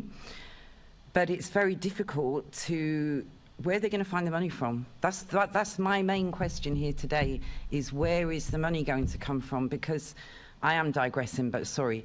But the damp and mould question, it really, really irritates me. I'm a council tenant. We had damp and mould on our top floor for years, and it was because there was something leaking. The water tank was leaking above us. But rather than fix that, the council came round and all these tips about white vinegar. I don't want to hear white vinegar. I want you to solve the problem of the leak. And we're all putting up with this for years. This is why I set up the Tenants and Residents Association on my estate with the help of the brilliant SGTO. And 2-2s, of course, as soon as the tank was fixed, of course, our damp and mould problems went away. But the damage that's done to the structure of the building, who knows what that is? Another block on my estate, they've got the same problem. Now, I have seen the pipes. Somebody made a hole in somebody's wall to see what was going on. I won't forget what I saw in that video of those pipes. They're rusty, they've got holes in them, they need totally ripping out. And that is going to cost an absolute fortune, you know, that's just one block. And then that leads us to the leaseholders. The poor leaseholders, you know, who've had their properties neglected, they've now got to cough up for goodness knows how much it's going to cost, but cost of living crisis, it's going to be terrible for them.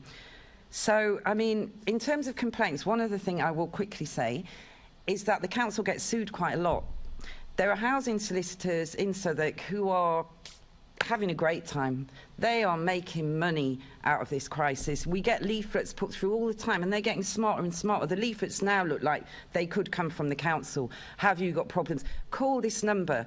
Now, if they can do that, that's a lot of money. That's £1 million being spent, given to solicitors. And the tenants get a tiny, you can imagine at the end of it all, they're going to get a percentage. But it's the solicitors who are making a lot of money here. But there has to be a huge concerted effort to solve this problem. And people talk about coming from the top. Our council leader is brilliant, and I'm sure his heart is in the right place. I'm sure he doesn't want anyone to live in damp and mouldy flats. But the people on the ground in the repairs centre, that's a different story. The housing officers that we get, they're depressed, they've had enough, they're overworked.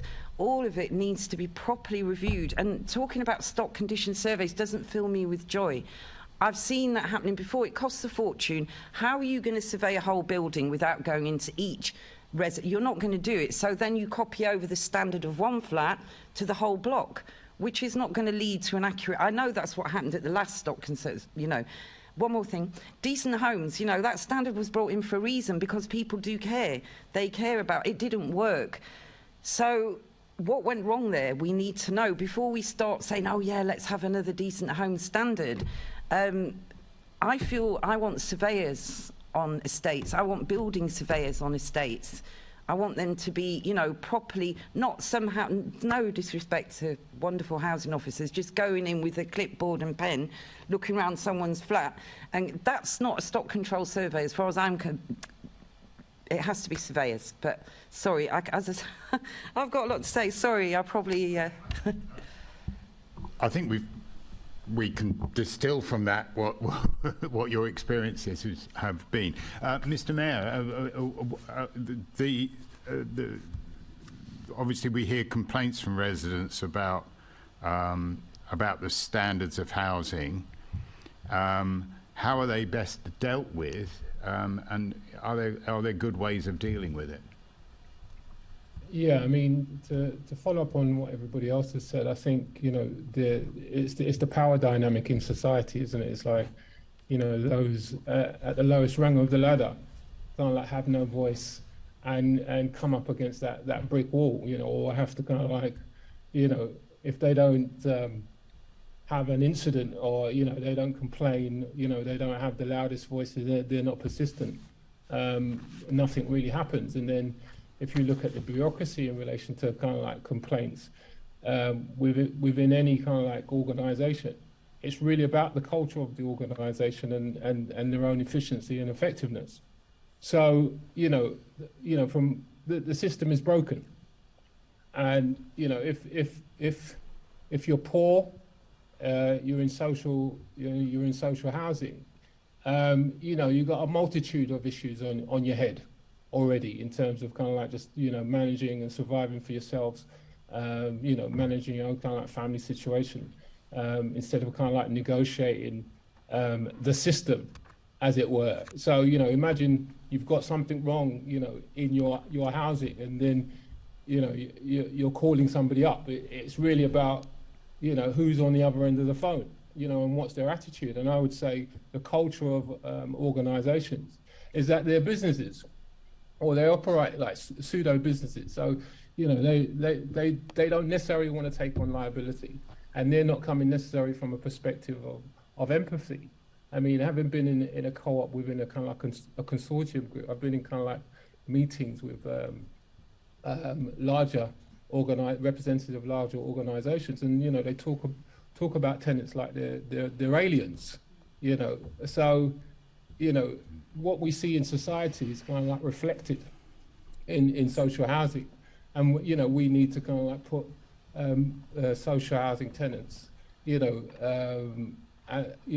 customer is always right. We have to be, I know with kind of like regulation now coming in, or what government are saying with kind of like the tenant satisfaction measures. Hopefully there's going to be a shift, but I think there needs to be added pressure in terms of accountability for organisations to account, and especially when we look at the complaints procedure, it's almost like if a complaint comes in, that's got to have a kind of like a degree of gravity that kicks stuff into gear. And one could argue that that hasn't been necessarily the case so far. So in terms of kind of like complaints and being able to respond to those, I mean, I think organisations have to show that they have kind of like a comprehensive system in place. And I think yes, the tenant satisfaction measures, we're going to be able to see how organisations' performance is on complaints, but I think we need to kind of like drill down on that, especially in terms of kind of like tenant engagement and getting tenants' kind of like perceptions of what that's like. And I think thus far over the years, that's I mean, if you took a poll straw amongst social housing tenants and asked them about the what they think about the service that's been delivered from their landlord, you're gonna get I'm sure it's going to be kind of like in the lower percentile. So it's really about accountability and maybe enforcing on these housing providers a sense of having to be accountable and being penalised. I suppose in terms of the regulator of social housing, they have the whole kind of like governance and viability grading. Maybe something has to come in place in relation to organisations' performance on how they relate to tenants and engage and perform in terms of tenant satisfaction going forward. So that's where I would say the focus is, because essentially there's a power imbalance, and that's been in place evidently for years. I mean, it's only of late now, especially I suppose with kind of like technology coming in, people being able to kind of like record, and you've got the campaign of Kwajo and other people.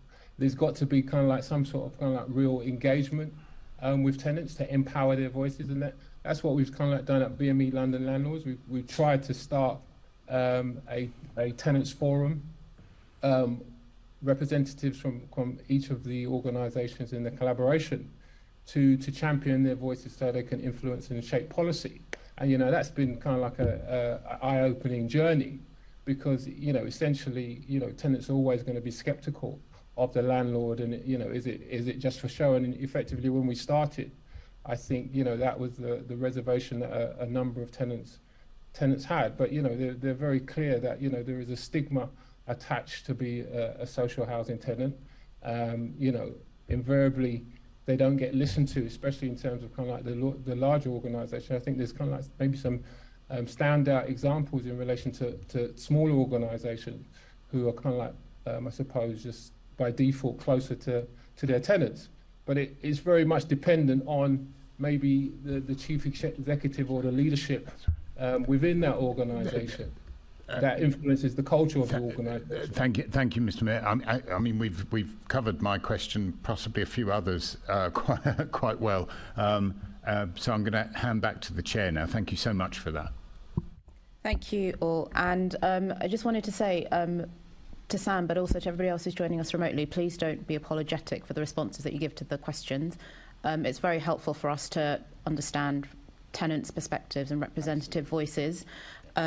We do have a lot to get through, so I might, if you're interrupted, then please don't take that personally. It's just to make sure that we keep to time, but please don't be apologetic for what you're saying.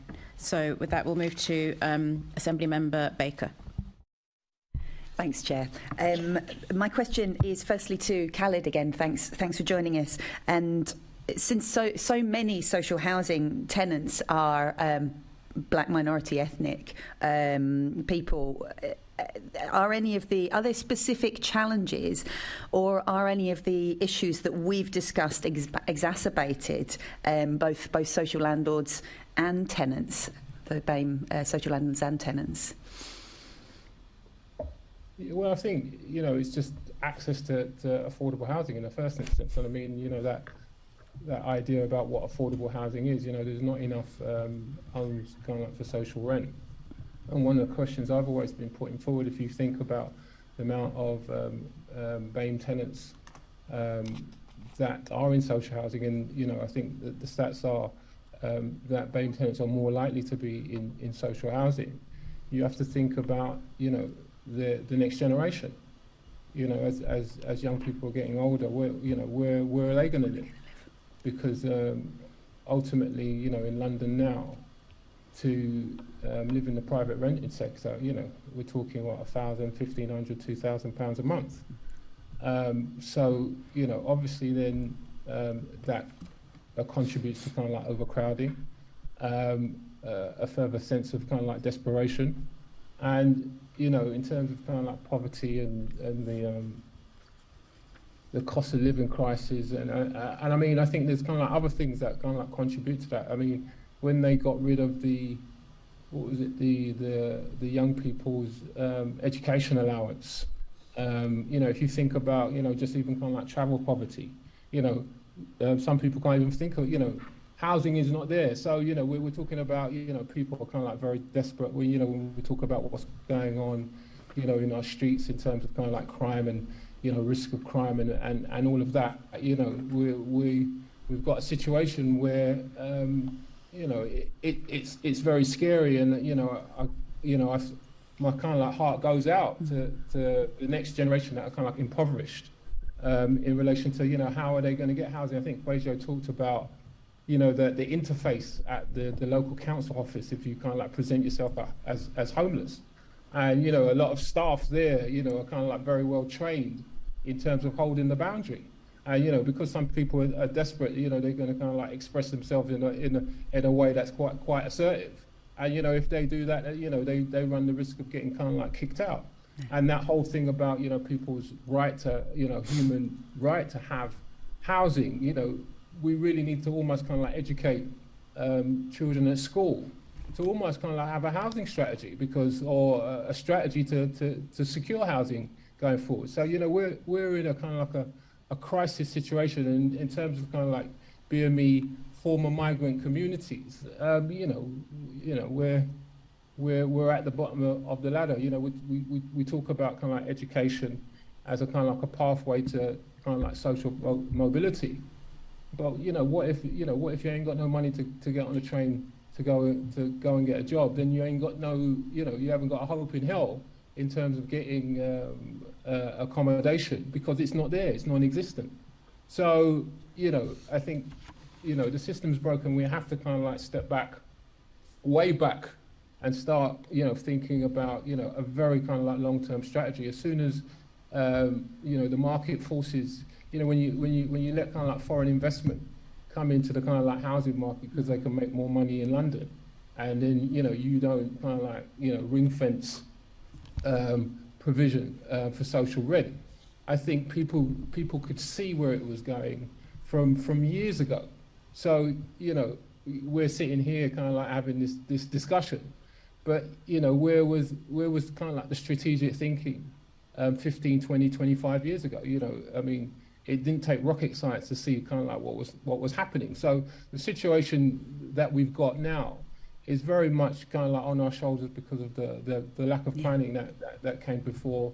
We went to kind of like a market economy, which allowed social housing to be undermined, and then the transition of the registered social or the housing association now into bloody almost like corporate entity, working for profit. Where I kind of like frame it. Social housing used to be kind of like run by the woolly jumper brigade. Now it's run by the captains of industry. So is there any wonder that that black people or people from BAME communities at the bottom of the ladder and kind of like suffering most in terms of all the indices, in terms of kind of like presenting as homeless and accessing the poorer quality housing, having more difficulty in kind of like negotiating the system. And I know there are kind of like stats that a lot of people... I'm going to have to ask you to wrap up. I'm really sorry. Yeah, sorry. Is there anything you want to finish on? I'm really sorry, we're running out of time. No, I just think it's we have to, if we're talking about engagement with social housing tenants, there's got to be something with integrity that takes place that really kind of like pushes the tenant's voice to becoming kind of like paramount in terms of kind of like how to plan and shape the deliveries of services. And I think we have to front up to taking the flak effectively in relation to tenants' issues and look at strategies and ways to put it right. Thanks so much. Thank you, and apologies. My apologies.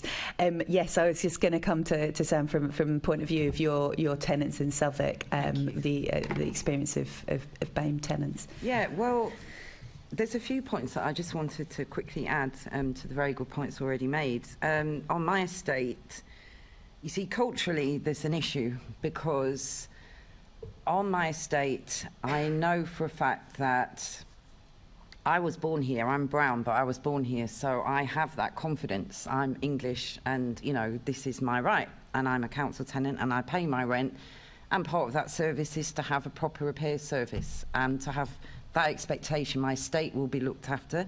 However, I think culturally, and I can look back to my dad for this, there's a kind of a thing that if you complain, you might lose your home, literally. People worry that it's going to have, a terrible effect on their lives and they're going to get bullied. So they need people with big mouths like me standing up and supporting them. And what's great on my estate is when we started having tenants and residents meetings, it was all the leaseholders who first came. Of course, they're worried about the state of their homes and how that's going to relate to the cost.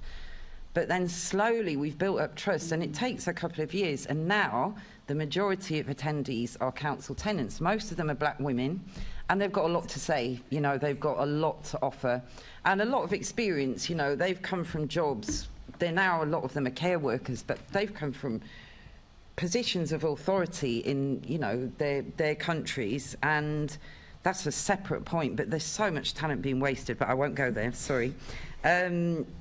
There's obviously the language barrier, and as people have already mentioned, Kwajo made that point first about how we are greeted when we attend council offices.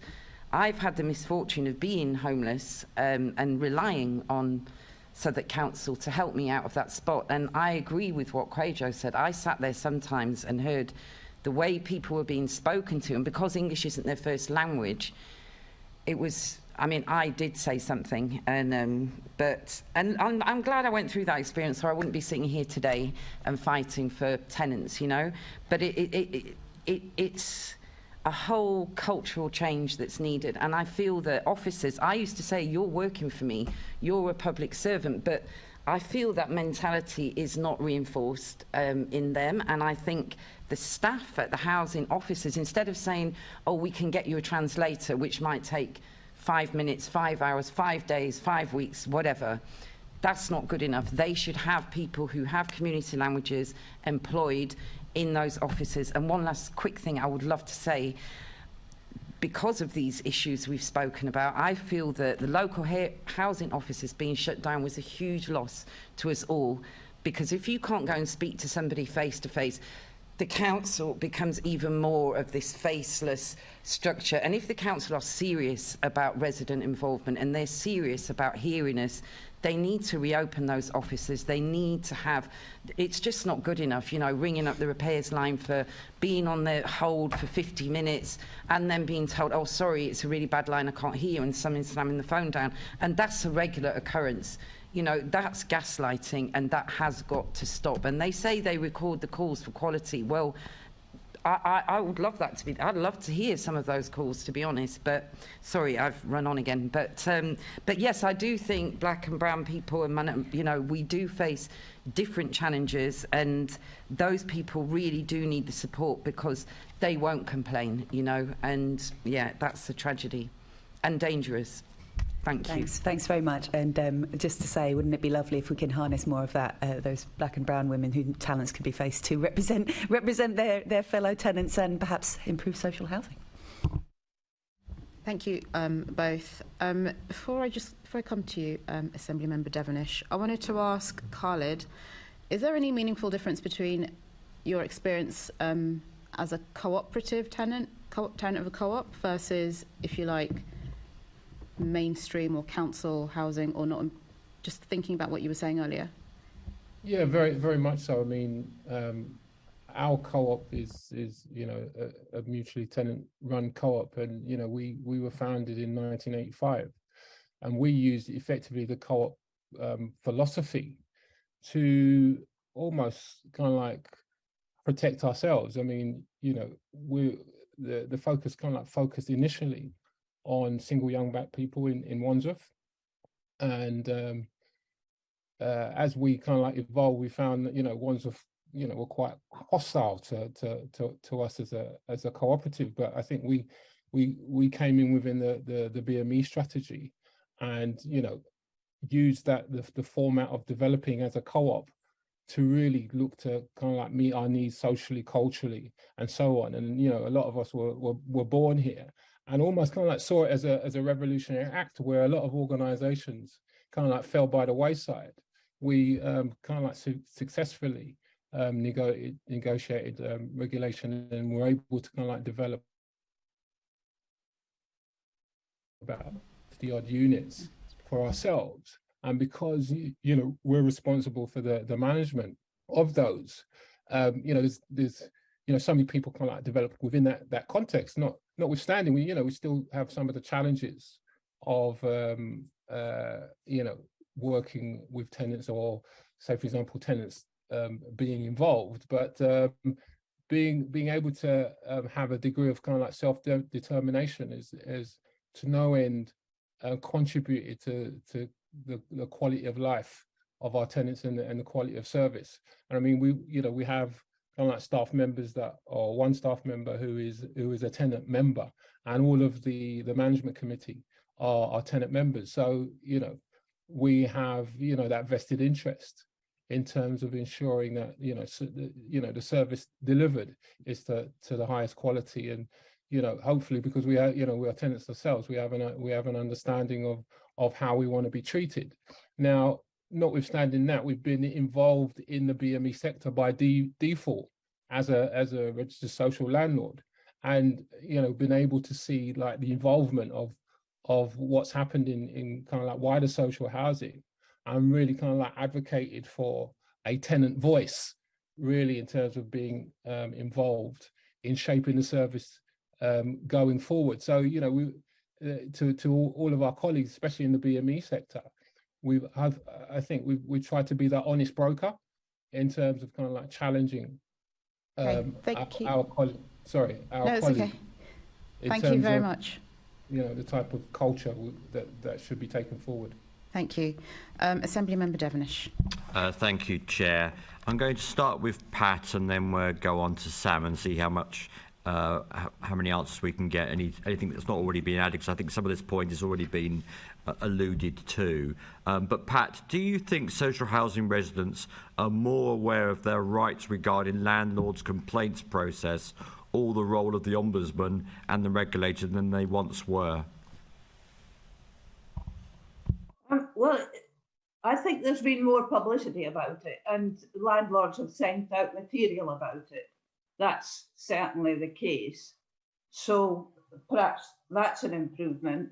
I mean, I'm mindful of what somebody said earlier on, I think it was Sam, about how people's lives are already full of worry and concern because of poverty, joblessness, or poor pay, or whatever it is. And it's very difficult for them to also take on all these matters to do with their housing. So that's where I think what Sam said about how you need vocal people who will stand up for tenants is a very important point, and that's the reason why you have tenant organisations. And I mean, that's basically what Khalid and Kwajo have been saying as well. In a word, no, is the answer to your question. I don't think the vast majority of social housing residents are aware of, for the reasons Pat's just mentioned. They've got busy lives. They might have, you know, heard about the Ombudsman in passing, but how it relates to them, I don't think so, to be honest. And Kwajo, what do you think, sir? Sorry, could you just repeat that question? Yes, the question is, do you think social housing residents are more aware of their rights regarding landlords' complaints processes or the role of the Ombudsman and the regulator than they once were?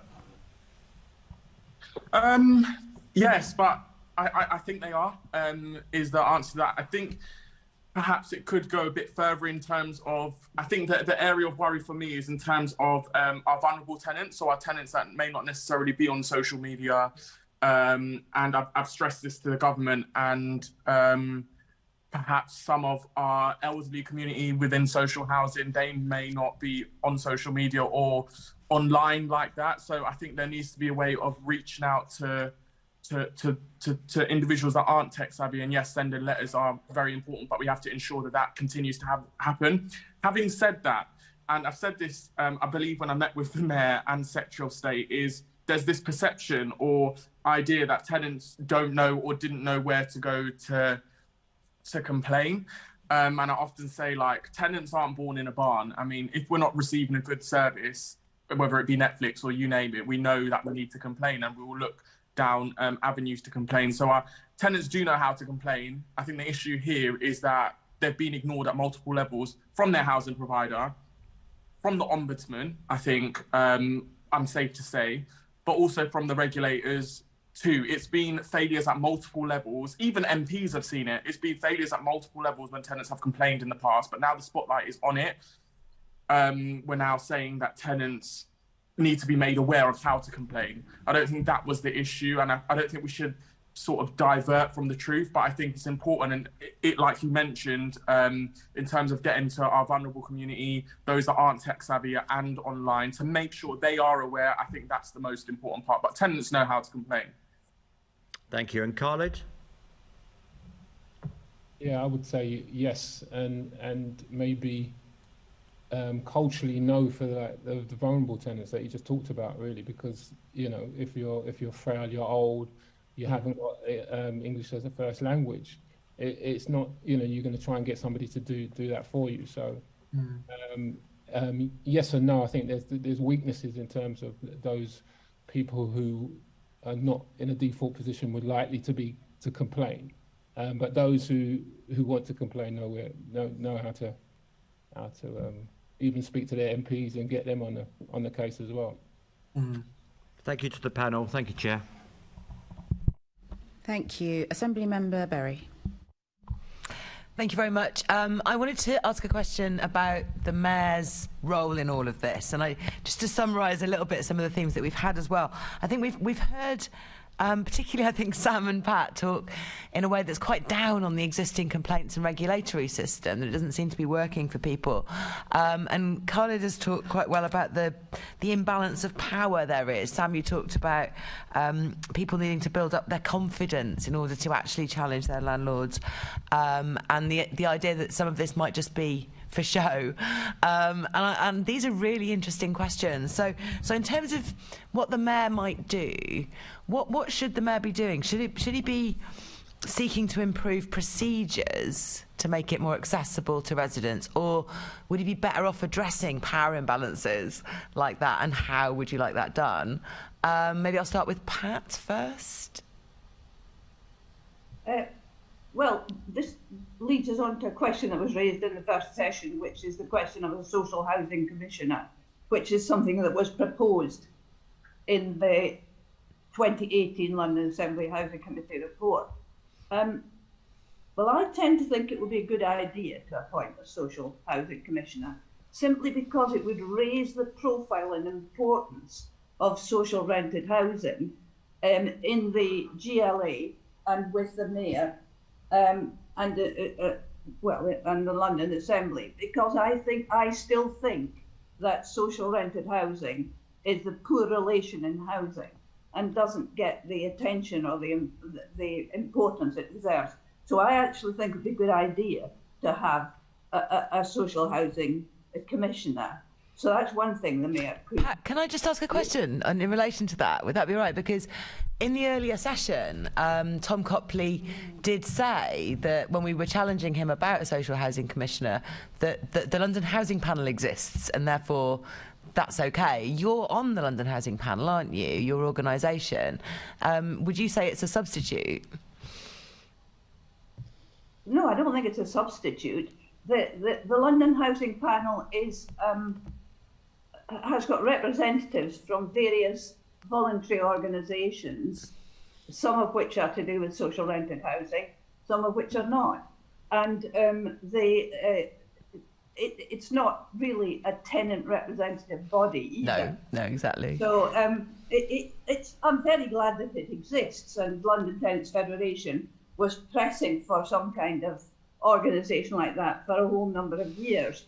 But I don't think it's really the same as having somebody who actually represents the social rented housing sector.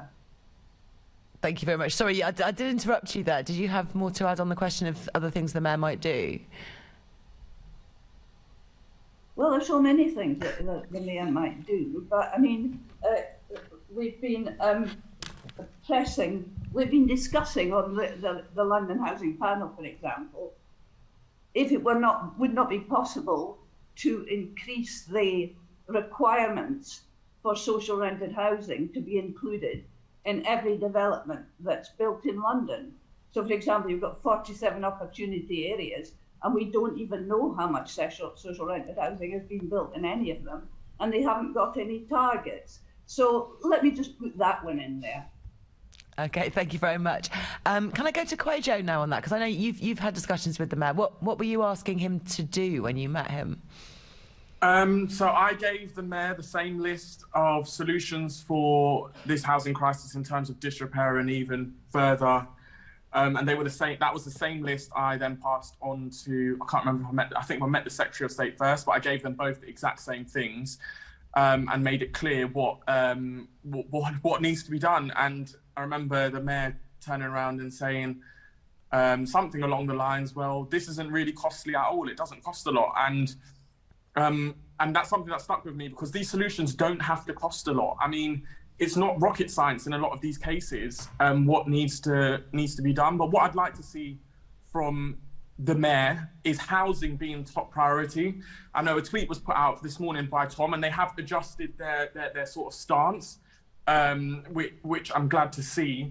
And there was a tweet put out by Tom this morning saying that housing providers that don't get a grip of disrepair are at high risk of not receiving grants. What I'd like to see, and I think what tenants, especially tenants living in disrepair that are sick and tired, and survivors of Grenfell, I think they'd agree too, is we want to see a firmer stance from our Mayor. We want it to be black and white. We want them to say, I mean, what we can agree, and what I agree with the Mayor, that is that the conditions that these tenants are living in are completely unacceptable. There's no ifs or buts about that. So there needs to be no ifs or buts about grants and funding to these housing providers that continue to fail, especially in London. I mean, disrepair in London is rife. I mean, it's the capital city, and it's the worst and most condensed area for disrepair in the country that I've seen, and I've spoken to thousands of tenants. I want to see the Mayor take a firmer stance and say, well, no, if you are seen to be doing X, you're not going to receive no grant. You're not going to continue to build houses and use that as a priority, instead of making sure you do your one fundamental job and the reason that you're here, and that's to provide decent and safe homes for your tenants. That should be the priority. So I want to see a firmer stance from the Mayor overall, but there's again a lot that can be done, but at the next mayoral election I'd like to see housing at the top of the agenda. It really needs to be, because it's affecting thousands if not millions of people across the country, not just in the social sector but in the private sector, and many of them live in London. Okay, thank you very much. And yeah, the tweet you refer to is the letter that Tom Copley referred to earlier in the meeting, which was published this morning, too late to be interrogated during this meeting. So I think as a committee we're going to have to take a look at that and maybe ask some questions to make sure it is as robust as it sounds like. Yeah, I did just want to say, though, I have to say that their shift in stance compared to a year ago, I have noticed, and especially from Tom, I do appreciate, but it could go a lot further, and that is what I want to see. Yeah. So one of the recommendations from the committee in 2018 that we made and that was rejected at the time was for a social housing commissioner for London to be a voice, to be a tenant who had a voice on behalf of tenants in London. Would you agree that that's a good thing, and would you want the job? I would not want the job. Well, I wouldn't turn it down, that's for sure. I think I had this conversation with the Mayor in our meeting, actually, and thanks for bringing it up. And I 100% think there needs to be a housing commissioner. We've got a police commissioner. Why do we not have a housing commissioner? I would 100% back that. I think it's needed. It would be great to see someone that's actually lived in social housing, had experience in social housing, lead that. And I think it needs to be in addition to any sorts of other panels that we have. I think it can only help the situation, especially in London. And I don't see as to why it shouldn't happen, especially with the state of disrepair and the housing crisis in this country at the moment. I think we need one, and it shouldn't be about if, but when. Thank you very much. Yes, absolutely. There's a national and a regional victims commissioner, and it's a very similar kind of role. Sam, your thoughts on these issues, in particular what the Mayor himself can do? Okay, thanks. I definitely agree with the idea of having a social housing commissioner for London, and I'll fight Kwajo for that job. But it needs to have teeth. It goes without saying. You know, there's no point in setting up yet another. And I think the way that should be done is by consulting with tenants, social housing tenants across London. For, you know, Pat Turnbull, she's very busy. She's a mover and shaker. You know, she could organise a pretty good meeting tomorrow if we needed to. You need to use the resources you have. SGTO, we're another great resource. You know, we represent the tenants of London. So Mayor should be talking to us. And just quickly, a few notes. I've said don't waste money. You know, it sounds obvious, but not always obvious. And quick, I was going to say about Section 106. I do feel that in my borough of Southwark, Section 106s have not been used to their greatest effect. And, you know, we've got, I don't want to start getting controversial, but as probably most people know, there's been some huge private development schemes in Southwark replacing former council estates. Yeah. And what council tenants have got out of that doesn't seem to be very much. But there's no point in going back. I think looking to the future, if you're going to develop in my area, in my community, and change the face of our communities, actually, which is what happens, what can you give back to us? And to say, oh, they're not enforceable, that it's just not good enough. We're talking about huge amounts of money here, you know, and we need, you know, we are London, you know, we're the ones who drive the buses, we're the ones who work in the hospitals. We should have decent homes to go to at the end of the day, and know that our neighbours also are living in decent homes. But and I think there needs to be, and I think we do try and do this quickly in SGTO, because on council estates now, you've got this kind of tension between leaseholders and council tenants, and then other private renters. So that could be students. Generally, it tends to be, you know, or young people. And our needs, requirements, expectations are all quite different. And I think that will be an interesting piece of work for somebody like the Mayor, maybe to commission something again, but it all has to be done. I don't expect the Mayor to do it. I expect him to set things up so we can do it for ourselves, because we're out here, you know. Thank you. That's really helpful. Thank you. Kwajo, you just had your hand up. Is that something quick to add to the point? Well, I just wanted to really quickly say, before I forget, I might not get the opportunity to, but I think it would be good for the Assembly to also, I don't know if they can look into it, but in terms of contractors and the role they play in tenants living in disrepair, I think they've got off very lightly over the last year and 2 years, especially with the media. But not only that, we hear about satisfaction surveys conducted by housing providers, and a lot of them have 80-90%. Clarion, for example, only a few days ago said they had a 90% satisfaction survey, and I've spoken to thousands of tenants. But not only that, I've also spoken to employees of housing providers and housing associations, and one thing which I want to share with you is that I was told housing providers will, I was given this scenario, so housing providers will contact 100 tenants to ask how their repairs were. If only 10 pick up and 9 say the repairs were completed in the end, and this could be them having struggled for months, but it finally got completed, the housing provider will then claim they have an overall 90% customer satisfaction rate, disregarding the 90% that probably didn't answer. Now, for me, that just shows the flaw in these satisfaction surveys that are conducted and how misleading they are. I think an investigation, and I don't know if the Mayor could do that or who could do that, but that is something that needs to be looked into, because it's it should be absolutely criminal that that sort of information is allowed to be passed on, if that's the case and that is what's going on behind the scenes, especially with these bigger housing providers. Because from what I've seen by these bigger housing providers, is I cannot believe they've got these satisfaction surveys. I physically can't. Okay, thank you. That's really helpful. 2 things there. Sam, you mentioned Section 106, and Kwajo, you just mentioned very briefly contractors. If you've got more information about that, we're desperately short of time now, but please feel free to write in and give us any pointers. And if this doesn't necessarily relate to this investigation, ideas for future investigations are actually what we're looking at the moment as a committee anyway, so that would be really helpful to see. I have one final question to put to the panel, and if it's all right, keep it as brief as you can. And again, if you want to send any information to us in writing, that would be fine. And it is, are there any examples of good practice you've encountered that you can share with us? So if you want to talk about it briefly or send us anything in writing, that would be absolutely great. I would probably start with Khalid, I think, and also we didn't come to you about asking about a social housing commissioner for London. So if you wanted to say yes or no on that as well. Say that. No, I was going to say yes. We need disruption.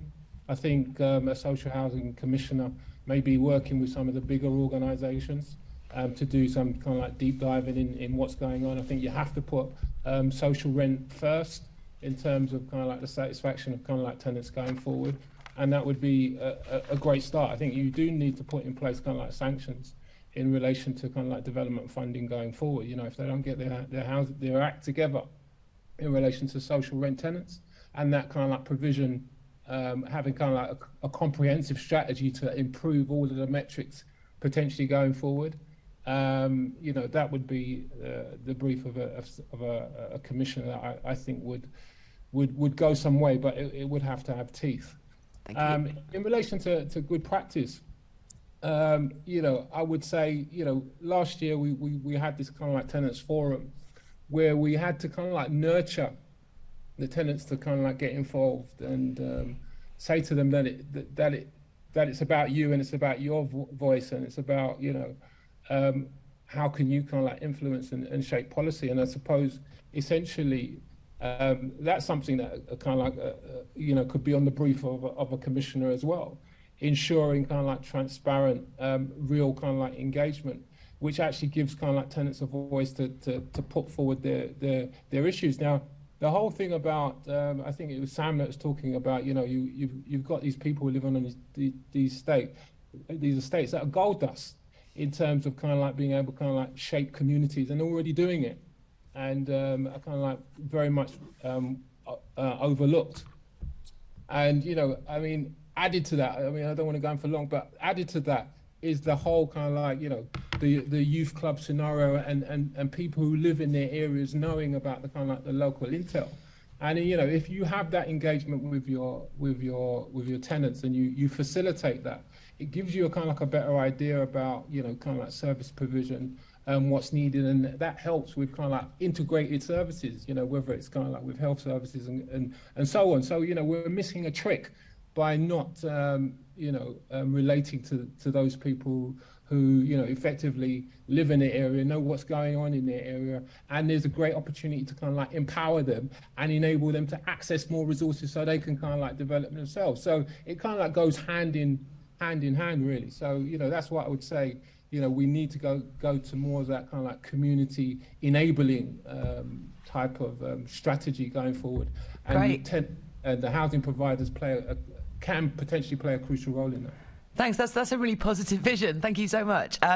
Sam, on this question of good practice, and please write to us with anything else you have as well. Sure. I've got a long list of good practice. Thank you. Yeah, well, obviously I'm going to talk about SGTO.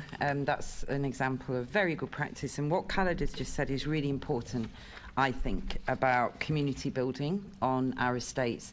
Because, as he said, a strong estate with a strong TNRA, you know, it's kind of limitless what they can do, because they can do holiday clubs, they can do homework clubs, they can do elderly people coffee mornings or get fit sessions, you know, health and nutrition, as I've already said, community growing, you know, and this affects health outcomes, education, everything is benefited when communities pull together. So there are loads, you know, it was the TNRAs really in my borough who held everything together during COVID, the first lockdown. We were the ones feeding, you know, and we had these huge projects going, which were, you know, it's a private public or private voluntary partnership, you know, a private kitchen who are cooking all these meals for free for us to start with, blah, blah, blah. But we have, as I've said before, talent, innovation, creativity on our estates. And it's, you know, the mayor, council leaders, they're missing out.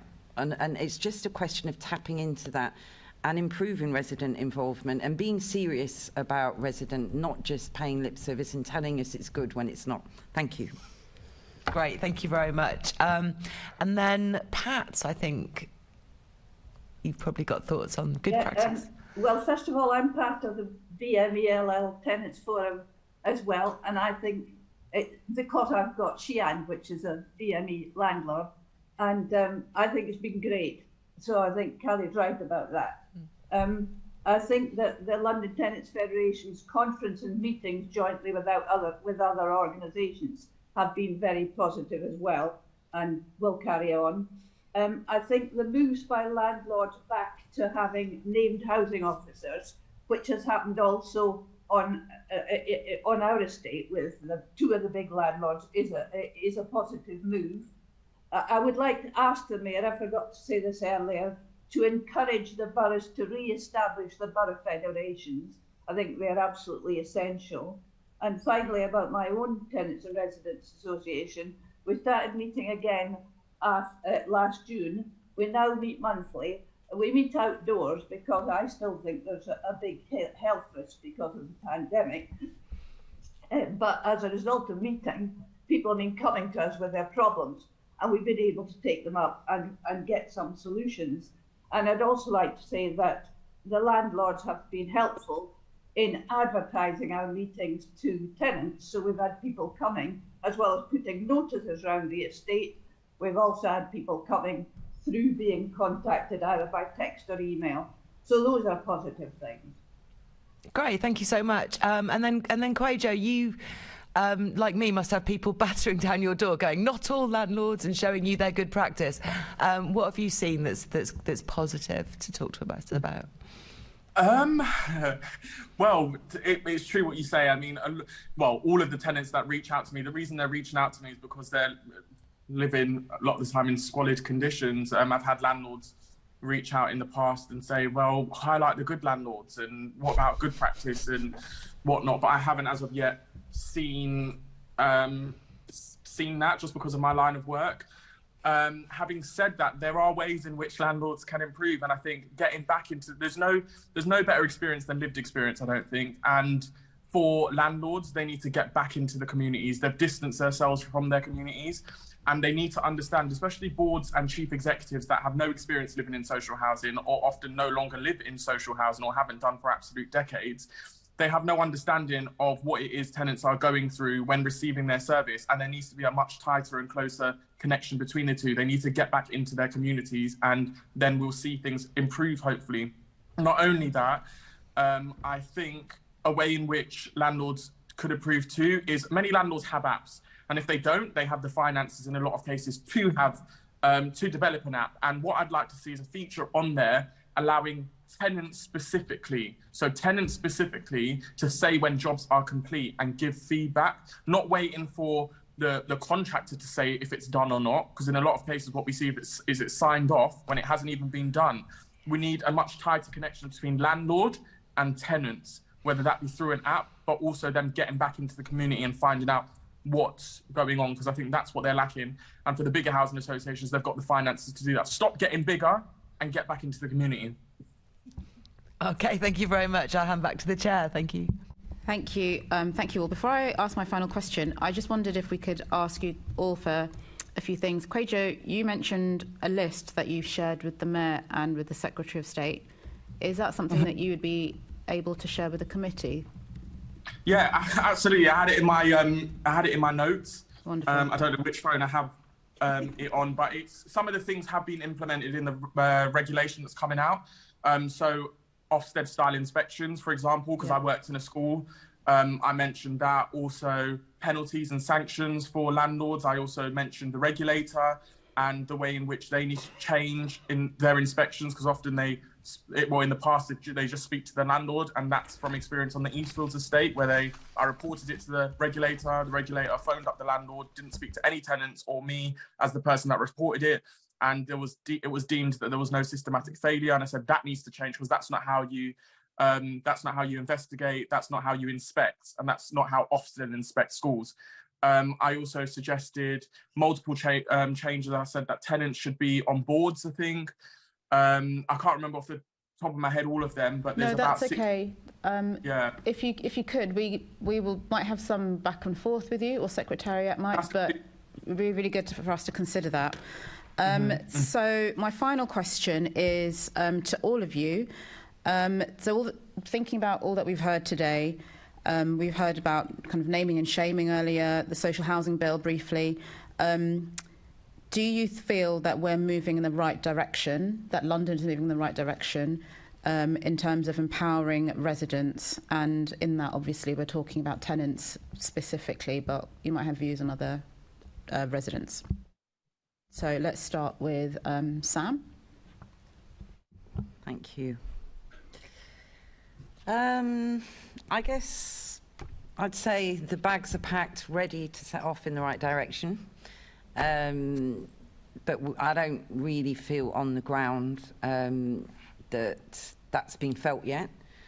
But, you know, we're forever hopeful. And I think for my council, Southwark Council, they are really trying hard to crack the nut of resident involvement, which I think everyone on the panel has mentioned, you know, underpins everything.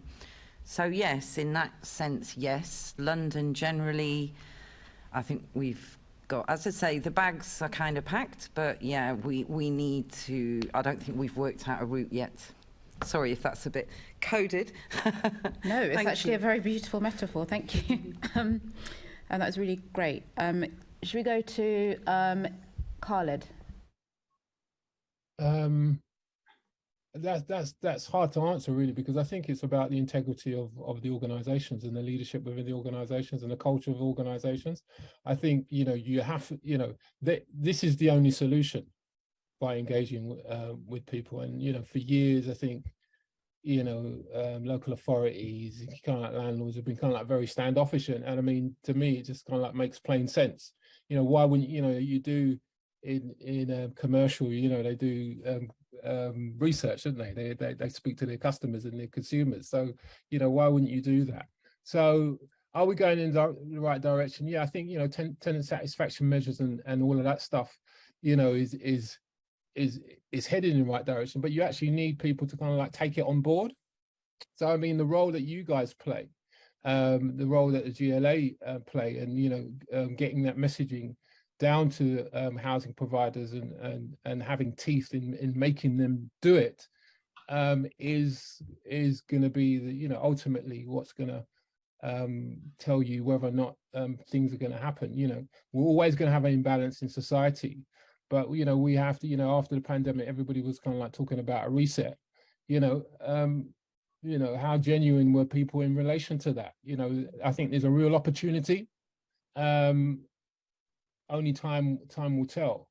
I mean, if we have kind of like further conversations, all of us kind of like who are involved in this, we have to be potentially the movers and shakers for that going forward. And let me just give my nod to Kwajo, because, I've been very proud of what you've done in terms of putting this stuff on the map, and we need to empower more people to do that. So one could say yes technically, but I think we have to have a healthy degree of skepticism going forward in order to kind of like give us the fuel to make sure that it happens.